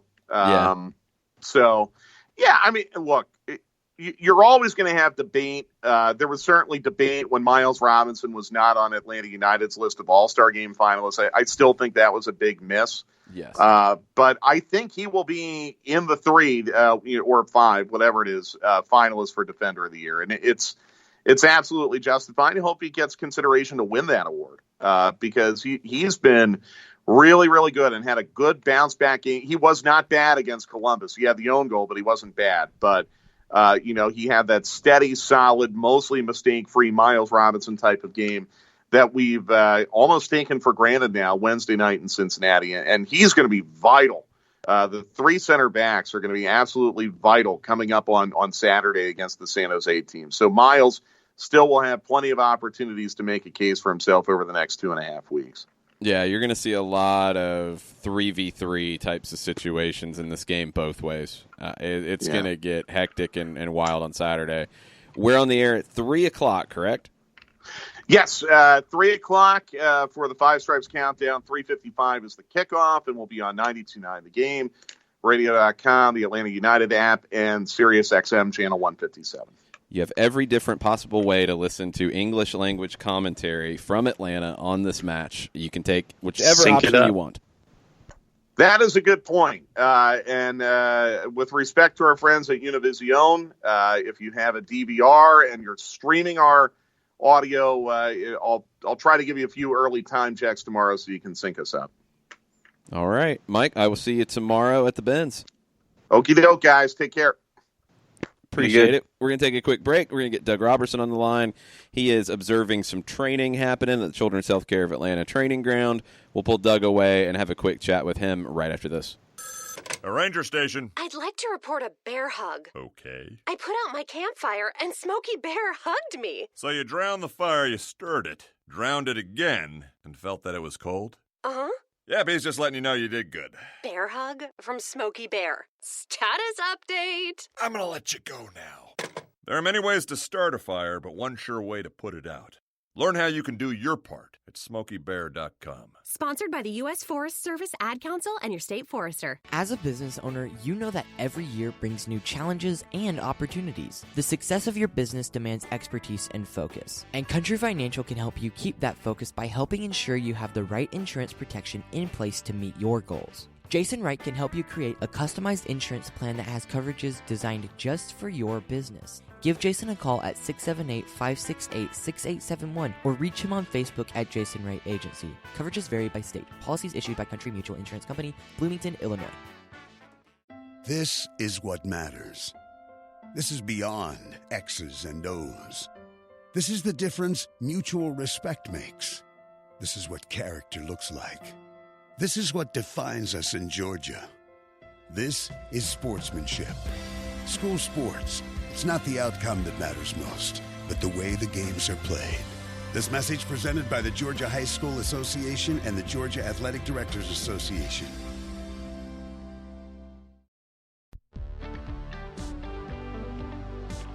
If you've been hurt in a car wreck, contact my friend Steve Apolinsky of Apolinsky and Associates. He's been representing individuals for over 30 years throughout Georgia and Alabama. Email him at steve@aa-legal.com or call him 24/7 at 404-377-9191. The initial consultation is free.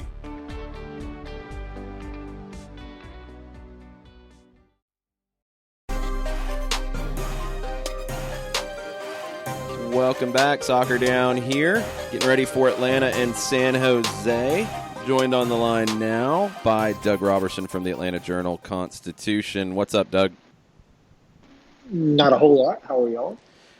Good. Doing well. Doing well. Getting ready for this one after returning to town yesterday.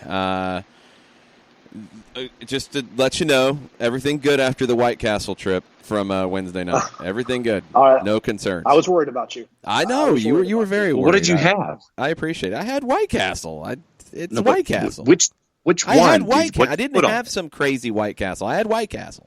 I had White Castle with cheese. That's what you're supposed to get at White Castle. I didn't go off the board with silliness. You didn't get an A1, huh? No, it's White Castle. You have White Castle. You have the classic White Castle. And it was very tasty. And so then compare White Castle to Crystal. It's better.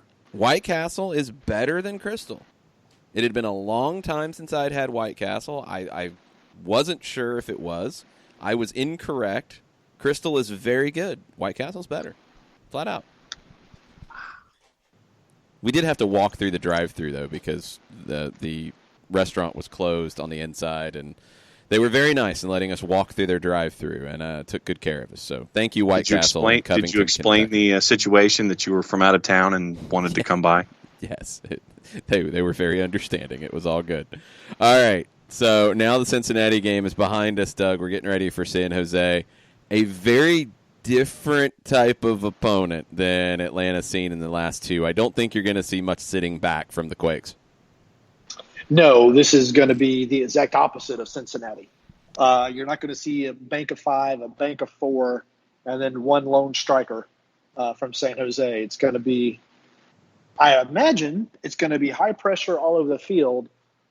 But, San Jose has lost its last 5 road games and scored just 3 goals in those last 5. So I'm curious if Almeida is going to keep doing what he's been doing or if he's going to try to dial it back a little bit to try to change results. For Atlanta United, Doug, is there something that is the most concerning coming out of Cincinnati heading into San Jose? And then I guess, what are you feeling the most confident about Atlanta United's game leaving Cincinnati and coming into San Jose? Well, the Cincinnati game was weird. It reminded me very much of the games against Cincinnati and against Philadelphia in the second and third games of the season, and that Atlanta United in the first half had a ton of the ball but really couldn't produce anything from that possession. Only one shot on goal, and it took Cincinnati actually getting its own confidence and moving up the field with some corner kicks for Atlanta United to finally be able to break them down, simply because Cincinnati no longer had numbers behind the ball like it had. So that was a little concerning. But again, San Jose is not going to play that way.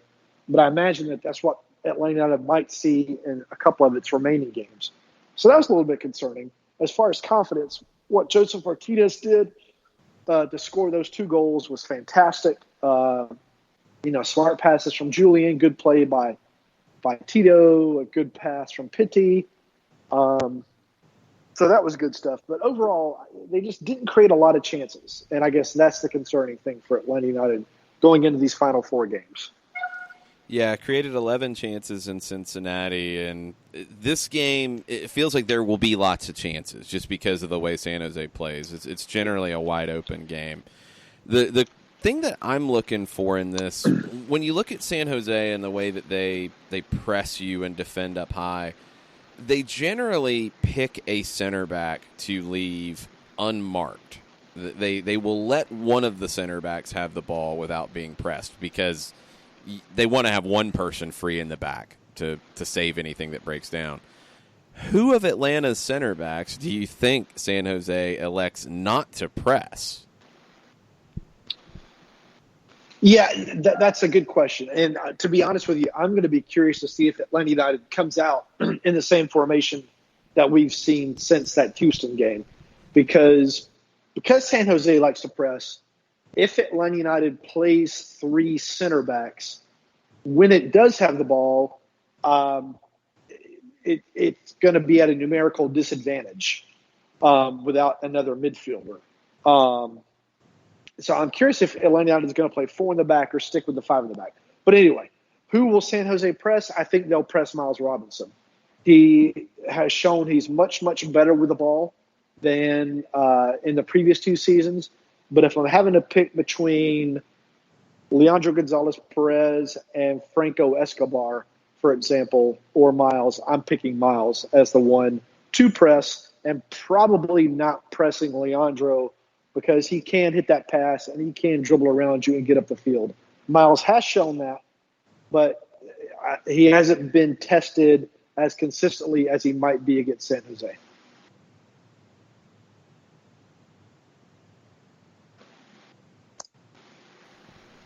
So when it comes to the midfield, Doug, you hit the button and like 95 times it finally decides to behave. When it comes to the midfield, Doug, what are you looking at for starters? Is it going to be, in your mind, Nagbe, Remedi, Heineman? What's the combination that you're looking at for this go-around? Yeah, I think Remedi and Nagbe are definite starters. I'm curious about Heineman only because I'm curious about Pitti with the way San Jose presses. To me, if San Jose is going to press all over the field, you got to have players that, if they do lose the ball, are going to track back and play defense. And we've seen that Pitti, that's not his game. I think that Villalba should get the start against San Jose because of San Jose liking to press. And so if you do that, I don't know if you drop Pitti into that attacking midfielder role if you're going to start him and you don't start Heineman, or what Frank is going to do. I'm still kind of working it out in my head. Barco is not training again today, so he is not going to – I don't think he's going to start on Saturday. So that means you've got to pick between Heineman or I guess if you're going to put Pitti as that attacking midfielder or Pitti in that spot. Yeah, it feels like you've got a couple different ways you could play it. If you feel like Tito's ready for a start, he goes into the second forward role. Pitti could drop into the midfield, or you could bring Jeff into the midfield for Heineman. Could go the same 3. I kind of feel like Jeff might get into this one for his kind of veteran presence in dealing with this and also giving a little more protection to a back line that's going to be under some challenges. So if Jeff comes in, does that mean that Pitti stays in as the second forward, or Villalba goes in there, maybe Pitti off the bench? It's a lot of games in a short period of time, and that factors into it as well, because even after this big challenge on Saturday, you're going to Yankee Stadium in a game that will probably decide the Eastern Conference. And does that creep into Frank DeBoer's thinking about his lineup selection here? Yeah, and that's another reason I'm curious about the formation. I mean, I don't think Atlanta United is going to change its formation to a 4-man back line simply because they haven't had time to train it. And we haven't seen it, which makes it highly unlikely. As you know, the Yankee Stadium pitch, as small as it is even smaller because 1/3 of it can't be used because of the baseball grass. Do you need 3 center backs on such a small pitch? I don't know. But whatever that thinking is going to determine who gets in the midfield. But anyway, I'll post my predicted lineup tomorrow morning after we talk to Frank and I sort it out in my head a little bit. Now let's talk about what we've seen from Joseph. When you see what we saw from Joseph in Cincinnati, does anything surprise us anymore when it comes to what we know he can do? And then you come up with a scorpion flick, a double control, a double switch over off to the left and into the net. Have we run out of superlatives when it comes to Joseph by now, Doug? Those are 2 pretty good goals, huh? Pretty good goals. They were okay. Yeah. Run out of superlatives, well, there's a lot of words in the dictionary. So I guess we can keep coming up with more. He's scoring with his right foot. He's scoring with his left foot. He's scoring with his head. I guess the only thing you can complain about, he's doing his post-game interviews in English.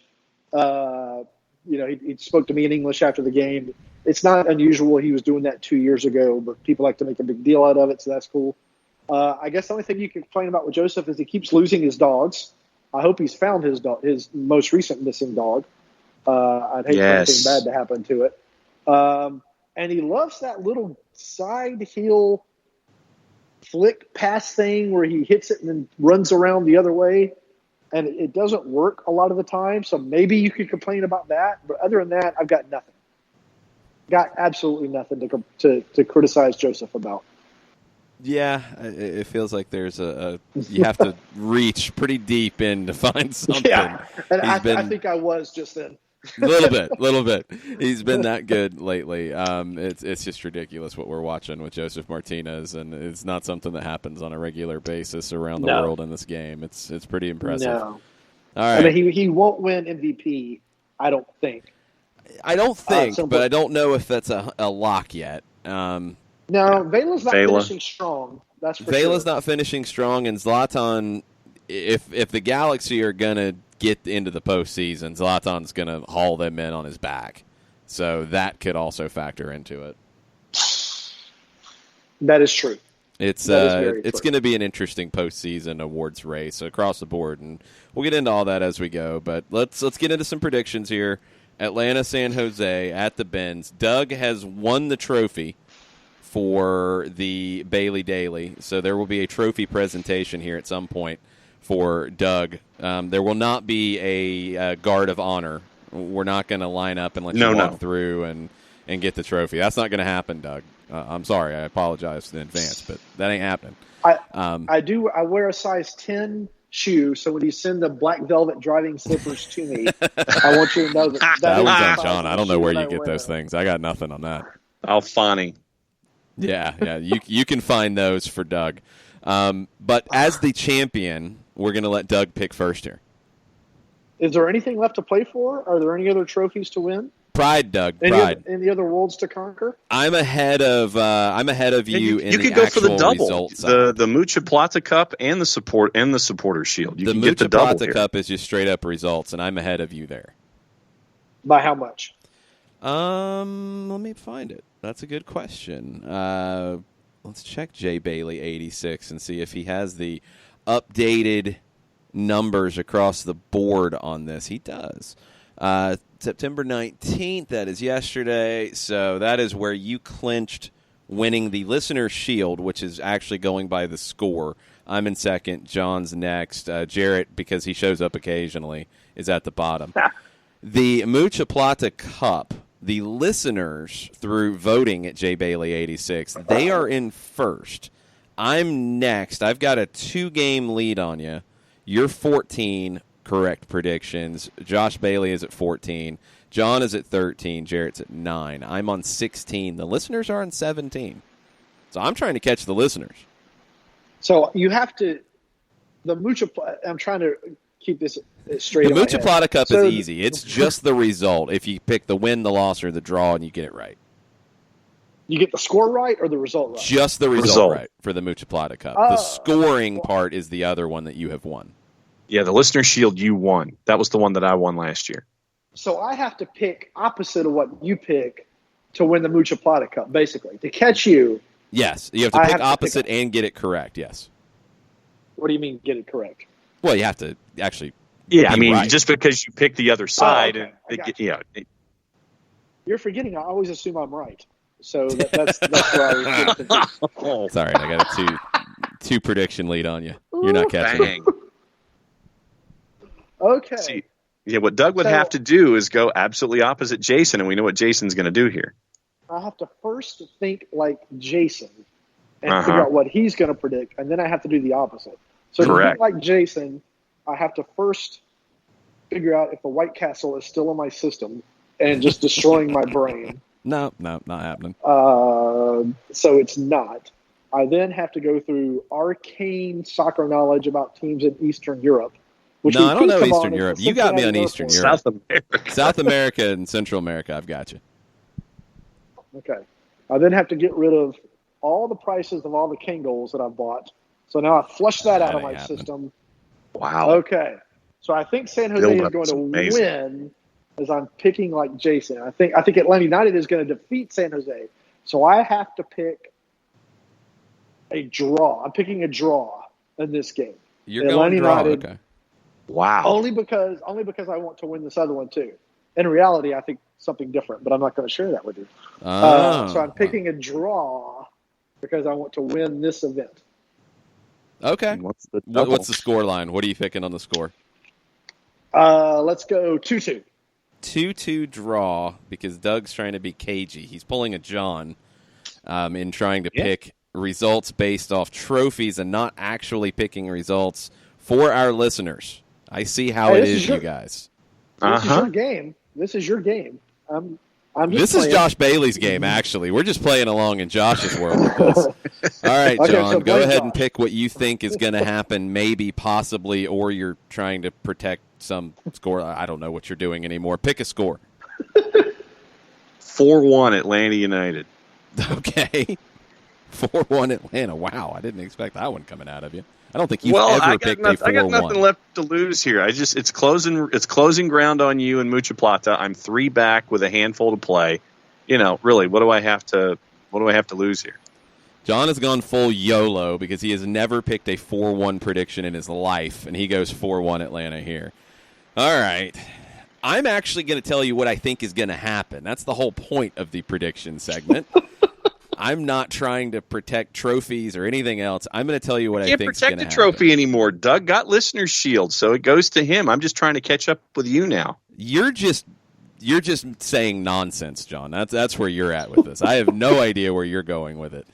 You're trying to get second place in something that there's no trophy for second place. All right, that's fine. Jack. I'm going with what I think is going to happen, and I think Atlanta's going to win this, but I think it's going to be absolute chaos because it's Atlanta, San Jose. It always is chaos. I'm going to go 3-2 Atlanta. Atlanta scores first. San Jose equalizes. Atlanta goes up 3-1, and then San Jose pulls one back, and it is a wild, frantic, insane, crazy finish. Wando gets 1, Joseph gets 2, and who gets the other one for Atlanta? I'm going to go with Miles off a set piece because he almost did it in Cincinnati. I think he gets one off a set piece. 3-2 Atlanta wins.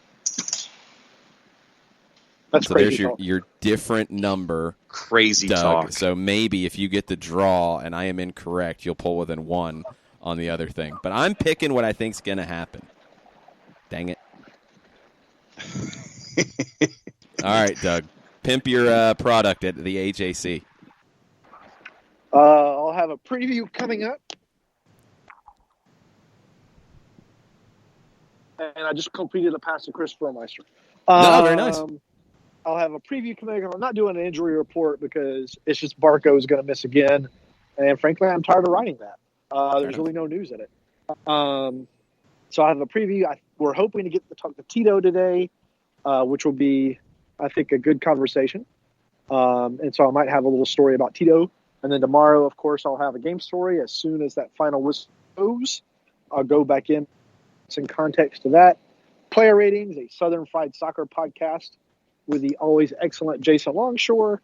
I've heard of him. And then he's a pretty good guy. He's trophyless, but he's a pretty good guy. And then we'll have some sidebars based upon what happens in the game. Hopefully not a referee sidebar. Didn't have one. Well, I don't think you had one on the midweek. It might have deserved it. No, I included it in the game story. Okay. We talked about it a little bit on the podcast. I included it in the player ratings, but it was another, unfortunately, poorly officiated game by an MLS referee, of which we've seen, I think, way too many of those compared to solidly refereed games in Major League Soccer this year. It was a strange one. Make sure you're following him, Doug Robertson, AJC on Twitter, Atlanta United News Now on Facebook. Thanks, Doug. See you tomorrow. All right, guys. Talk to you later. We're going to take our final break right here, come back and wrap everything up. If you have any final comments on Twitter, throw them at us at Soccer Down Here. We'll be right back. Looking for future leaders we can trust and believe in? Look no further than the high school student athletes right here in Georgia. High school sports teach young people how to be effective leaders. It begins by making their grades and being on time for practice. It includes learning to listen, following directions, accepting responsibility, being a good role model. And it's about respect for officials, opponents, the rules, and each other. The result? It transcends sports. It gives us hope for the future. High school sports. There's so much more than just a game. This message presented by the Georgia High School Association and the Georgia Athletic Directors Association.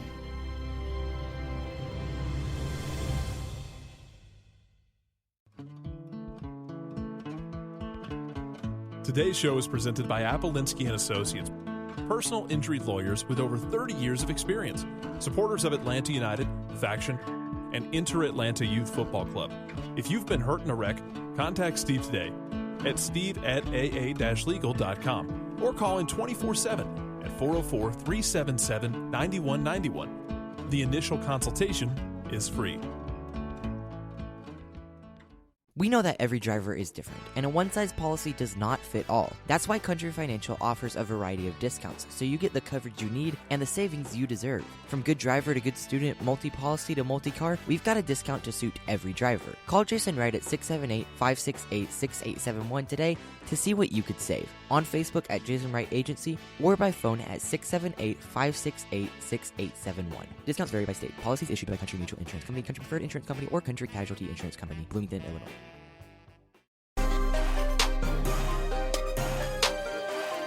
Welcome back. Final segment of the week on SDH. As Nick Alifi said in our direct messages, John is getting loose on the A1 sauce this morning. He's went deep into the Bet365 prop bets now on Atlanta San Jose, and I'm terrified. Well, some of them don't surprise. I mean, they have goal scorers and over-under and things like that. For Joseph to score at any point in the match, it's minus 200. That sounds about right. What's the over-under? I'm curious. The over-under of 2.5 is the over is minus 275. That sounds about right. And you were informing me that my off-the-board prediction of Miles Robinson to get a goal here, that would be a favorable juice box prediction, correct? Miles to score at any time during the match, plus 700. Oh, jeez. If anybody's got a spare juice box and wants to throw it on that, share the juice box winnings with me. Have fun with it. That would be very off the board. And LGP at plus 550. Rometty who's the largest number to score? That's what I want to know. Out of who's on the board for Bet365. For Atlanta United, Michael Parkhurst at plus 1200. That would be appropriate. Yes. Who's the largest actually expected to start prediction? Well, Tommy Thompson at plus 850. Wow. He has scored against Atlanta United, actually. Kashi is at plus 1,000. Affolter and Cummings are at plus 1,200. Tommy Thompson has a goal against Atlanta United. That's a large number. Okay. Nuts. Have fun with that if you are so inclined for entertainment purposes. Let's get into Prize Picks real quick. If you go over to Prize Picks, myprizepicks.com, Prize Picks app on Android or iOS, you download it, you say you want to get in on this stuff, you make a deposit, you use the code SDH. When you do that, you're going to get a quarter of that deposit matched by Prize Picks. You're going to get a free 2-pick play worth $25. If you don't hit on that free play, if you get half of it, you're going to get a good return back. It is a nice incentive to get you rolling over at myprizepicks.com. It's a local company. They make the daily fantasy game very easy. They give you a number, and you pick if that number is going to be over or under. You say, Joseph Martinez, 11.5 is the number. That is essentially 2 goals, and he would be over that on 5 points for a goal, 3 points for an assist, a point for a shot, point for a shot on target, minus points for yellows and reds. So it's pretty simple. Joseph, 11.5, you think he's going to score twice? He's going to go over that. You're going to take the over. Zlatan Ibrahimovic, a 13 on the board. Oof. Vela, a 13 on the board. Oof. Diego Rossi, 5.5. Brian Fernandez, 9.5. Kasper Shabilko, 6.5. Wando, 6.5. Mauro Minota, 7. Now we're getting into some of the lower numbers. Nani, a 5. Felipe Gutierrez, a 5. Jossie Zardes, a 5. CJ Sapong, 4.5. Oh, I kind of like the over there. Nemanja Nikolic, a 4. Alejandro Pozuelo, a 5.5. Wayne Rooney, a 5.5. Raul Rui Diaz, a 9 in DC. What jumps out at you? CJ Sapong over, I like. Nani? Shabilko, 6.5, I like the over. And I like the under on Vela. Those are the three that I probably feel the best about. What about Wando? Maybe. I'm not moved on it to go either way. So the three that grab my attention are the over on Sapong, the over on Shabilko, and the under on Vela. Daniel Price says it's a weekend of overs for him. Okay. He is the master of the My Prize Picks game. Joseph over. Okay. Vela over. I disagree. Nani over. I can Nikolic roll with that. Over. I go Sapong instead of Nikolic, but yeah, I think there will be goals from Chicago. It's just where you think they're going to come from. And it could be both, honestly. They both could be over. The Vela one, I disagree just because I think that game's going to be a little tight. I think it's going to be a little difficult to separate the two teams. I think it'll be low scoring. So I think Vela, even if he gets a goal, could end up under on that. And I'm going to lean that way. I think under on Vela.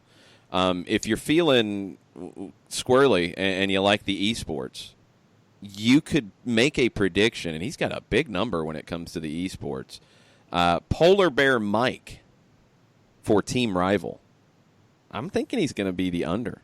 19.5. That feels like a large number on the esports. I really don't know what that means.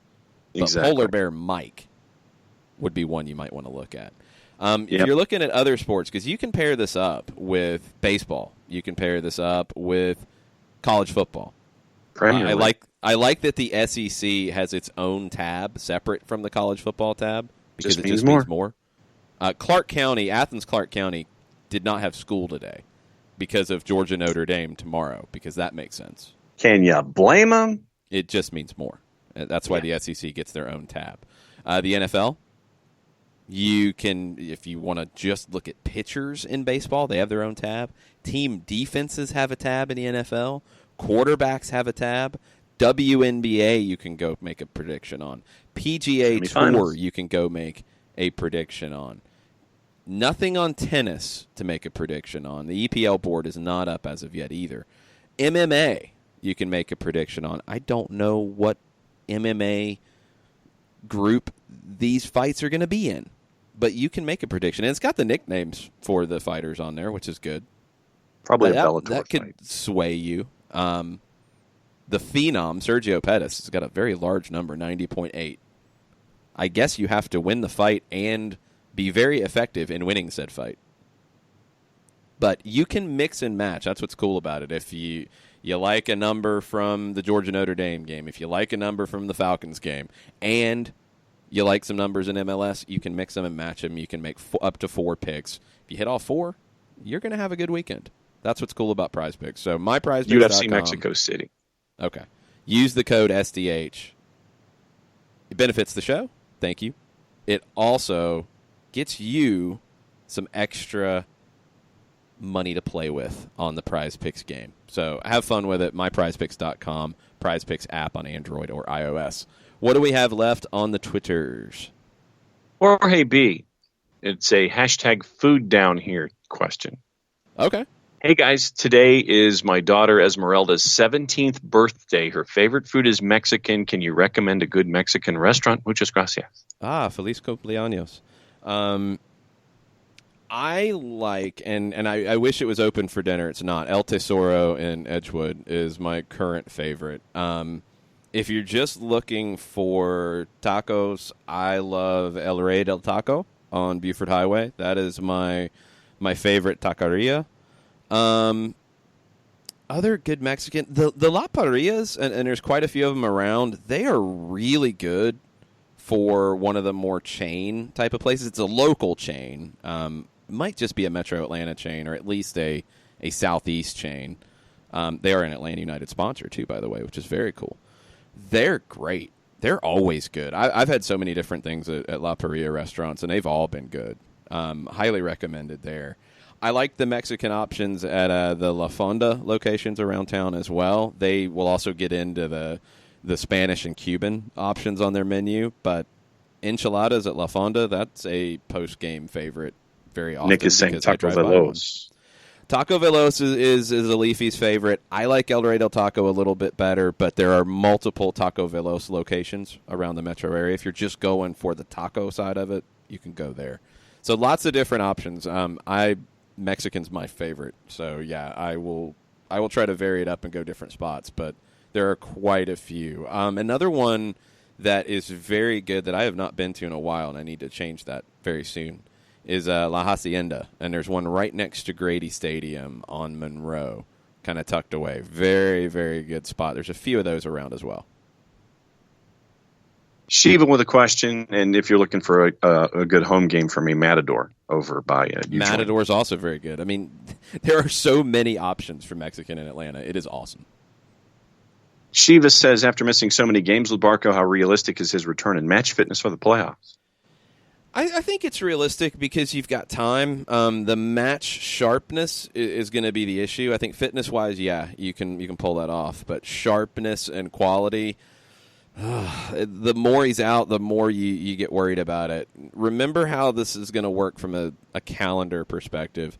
You've got this weekend against San Jose. You're Wednesday in New York City. You are Sunday in Montreal. Then you have a week. Then you're at home against New England, decision day. Then you have 2 weeks until you play again because of the international break ahead of the postseason starting.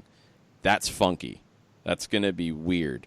But think back to Miguel Almiron injuries in the last 2 seasons. He was injured last year going into the playoffs. He played 45 minutes in the first game at Yankee Stadium, ended up being okay as the postseason went on. The problem this year is, yes, you have more time between the regular season ending and the postseason starting. That part's good, but it's one and done. You can't ease into a game. Like, if he's available, you're going to want them to play as much as possible, and that's going to be the question for Frank DeBoer as you get into that first playoff game. Is he sharp? Is he fit? How much can he give you? Do you have continuity going with another group, and do you go with that and bring Barco off the bench? The more games he misses before the playoffs, the more likely I think that's the scenario that he becomes an option off the bench to change things. Fantasy. Yes. It's a thing. How did you do so far with your midweek games? Well, I captained Joseph. Okay, so you're doing good. Well, actually, I'm doing right there middle third. So my continued middle thirdness is still functioning. And so I'm still, in the league that we have, I'm probably going to finish, somewhere between 20 and 25. It's just how it's always been. I started LGP in Miles and captained Joseph. So that was where I got off to a start. So do you have concerns about the weekend coming up in fantasy? Not really, except maybe some holes that need to be filled. I've got Eloy Room starting against Vancouver, along with Pedro Santos. Those are okay. I've got Alexander Callens starting defensively for NYCFC. That was my concern.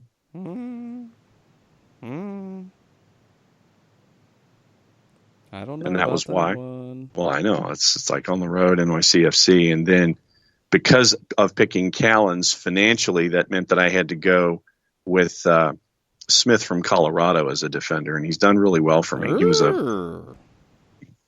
was a cheap pickup. Yeah, that's all nice and good, though. But he's going to Kansas City. Yep. Middle, I've got Tydair, Ladero, Santos, and Latif Blessing. I don't know how you decided on some of these players, John. You've got Tydair going to Carson for Montreal, who might get run out of the building. You've got Smith going to Kansas City to face a Kansas City team that gave up 7 last time and is going to be a little angry. I think they're going to put up some goals at home. You got Callens going to Dallas, which they could win. That might end up being okay, but it's risky. I think you should be looking at an LA Galaxy defender to replace Callens, because I think the Galaxy beating Montreal at home is one of the safer picks of the weekend. I think you should be looking at replacing Tydair with someone, and I don't have the values in front of me, and you might have to make some corresponding moves, but I can't do everything for you. I'm trying to figure out a good pick here for you. Replace Tydair with someone like a New England midfielder, maybe from Portugal, like Carlos Heel, if you can make the money work. Or a Galaxy midfielder, because, I think the Galaxy-Montreal game, leaning on Galaxy players is probably your safer pick of the week. Okay, so then I've now got Polenta and Pavone. That is much better, yes. That is an upgrade. Beyonce is singing Upgrade You in the background. Okay, so it's now the middle is Pavone, Ladero, Pedro Santos, and Blessing, and up top it's a captain to Joseph and Jordan Morris. Jordan Morris, who gave me 1 point earlier in the week. That's what I was banking on. With Jordan Morris. I was banking on a performance early in the week and then coasting into the DC game for more points. And then, of course, he only appears and doesn't start. You incorrectly banked. That is not the first time, sir. That's bad banking. All right. On this day, a couple birthdays and one song that was released on this day. The birthdays: Henrik Larsson, legend, Swedish legend. We know a certain listener will be very happy about that. Celtic legend, Henrik Larsson. Arn Anderson, born on this day in Rome, Georgia, 1957. One of the best promo cutters ever. I knew you'd be excited about that. And maybe one of John's favorite songs was released on this day in 2011. Maybe. I'm not sure. I'm curious how he's going to respond. He probably doesn't even know the song. I don't even know what I'm saying. It was that big, though. Oh, does he know the song? Carly Rae Jepsen, Call Me Maybe, was released on this day in 2011. The Kids Instruments version with Jimmy Fallon, since we got into that discussion. Know the song, but that's why you know the song. Okay. No, I know the song before it, but I like the Kids Instrument version better than the released version. Okay. That's fine. It's a fun pop song. Don't be a hater. It's fun. Sing it. I'm a participator. It's a Friday. Sing it in the car while you're driving around today, while you're getting ready for high school football. Sing Call Me Maybe by Carly Rae Jepsen in honor of it being released 8 years ago on this day. 8 years ago. It's true. Anything else on Twitter we got to hit before we finish? Nope, we're safe. All right. Tomorrow, we will have the Tailgate Show presented by Appolinsky and Associates from the Gulch with our friends, The Faction. Hopefully with functioning Wi-Fi and or cellular connections, because it's been goofy down there lately. Good grief. We might just record it and post it as live because it's been weird. And we're very sorry for that, but I don't have a cell tower that I drag around with me, unfortunately. We've tried Wi-Fi hotspot, and that's been a mess as well. So we'll see what we can figure out for you. But if you have tailgate questions related, go ahead and get them our way early, because it's going to be an early one. We'll be starting on air at 3 o'clock, so the Tailgate Show will be 12 I think is what we're looking at. I think we're looking at a high noon like tailgate 12, show. Yeah. So 12 o'clock, 12 noon, a brunch tailgate show is what it will be, presented by Appolinsky and Associates. Then all of your stuff from there, the AT&T countdown to kickoff on Atlanta United social media channels will be somewhere in the just before 3 o'clock to 2:30 range because of the kickoff time. The lineup is released in the AT&T Countdown to Kickoff show, so that is why the timing is an hour before kick. And with this hour before kick not being an hour before the advertised kick, it could get a little funky. So somewhere between 2:30 and 3 o'clock on Atlanta United social media channels, you will see the AT&T Countdown to Kickoff with Mike Conti and I, and then you can listen to us on 92.9 The Game starting at 3 o'clock with the Five Stripes Countdown. You can also listen on the Atlanta United app, on the radio.com app, on SiriusXM FC. Kickoff will be 3:55. Full-time report will be on for an hour afterwards, and we'll take all your tweets and things there. It's going to be a funky game. It's going to be a really fun one for a neutral, I think, because you have two teams that like to score goals, you have two teams that like to play attractive soccer, and you have two teams that will take risks to do so. And they both have a different approach in what's attractive and what's exciting and what leads them to scoring goals. So this could be one of the most fun games for a neutral all season long. It could be one of the most stressful games for an Atlanta United fan all season long because there could be a lot of goals in it. If there's not a lot of goals, I think it is safe to say there will be a lot of chaos. I think that's a fair statement to make. So that's why I went with the score that I did. Yes. Rest up. You went with that score because you're high on the A1 sauce, according to Nick Alifi. Yeah, I wish. But maybe for brunch tomorrow with some scrambled eggs, some A1 to go alongside. Yeah, some Heinz 57 maybe. Yeah, it could happen. I'm not as big on the Heinz 57, so I don't know. We'll see. I like the Huevos Rancheros myself. All right. Rest up because your voices and all of that will be needed. You need to manage the blood pressure tomorrow because it's going to be a wild one. Really looking forward to this one. If you enjoy the game and you enjoy a high-energy brand of soccer, I think you're going to get that at the Benz tomorrow. So looking forward to it. Thanks, everybody, for listening all week and chiming in with your questions and your comments and your reactions over, under, on par, all of them. It's been a lot of fun. We'll be back on Monday with reaction to the weekend. It'll be an overreaction Monday with lots of things to react to, not just in Atlanta, but all over the league. All the reaction will be happening on Monday, 9 a.m. Thanks, everybody. Mucho platiel. Mucho platiel.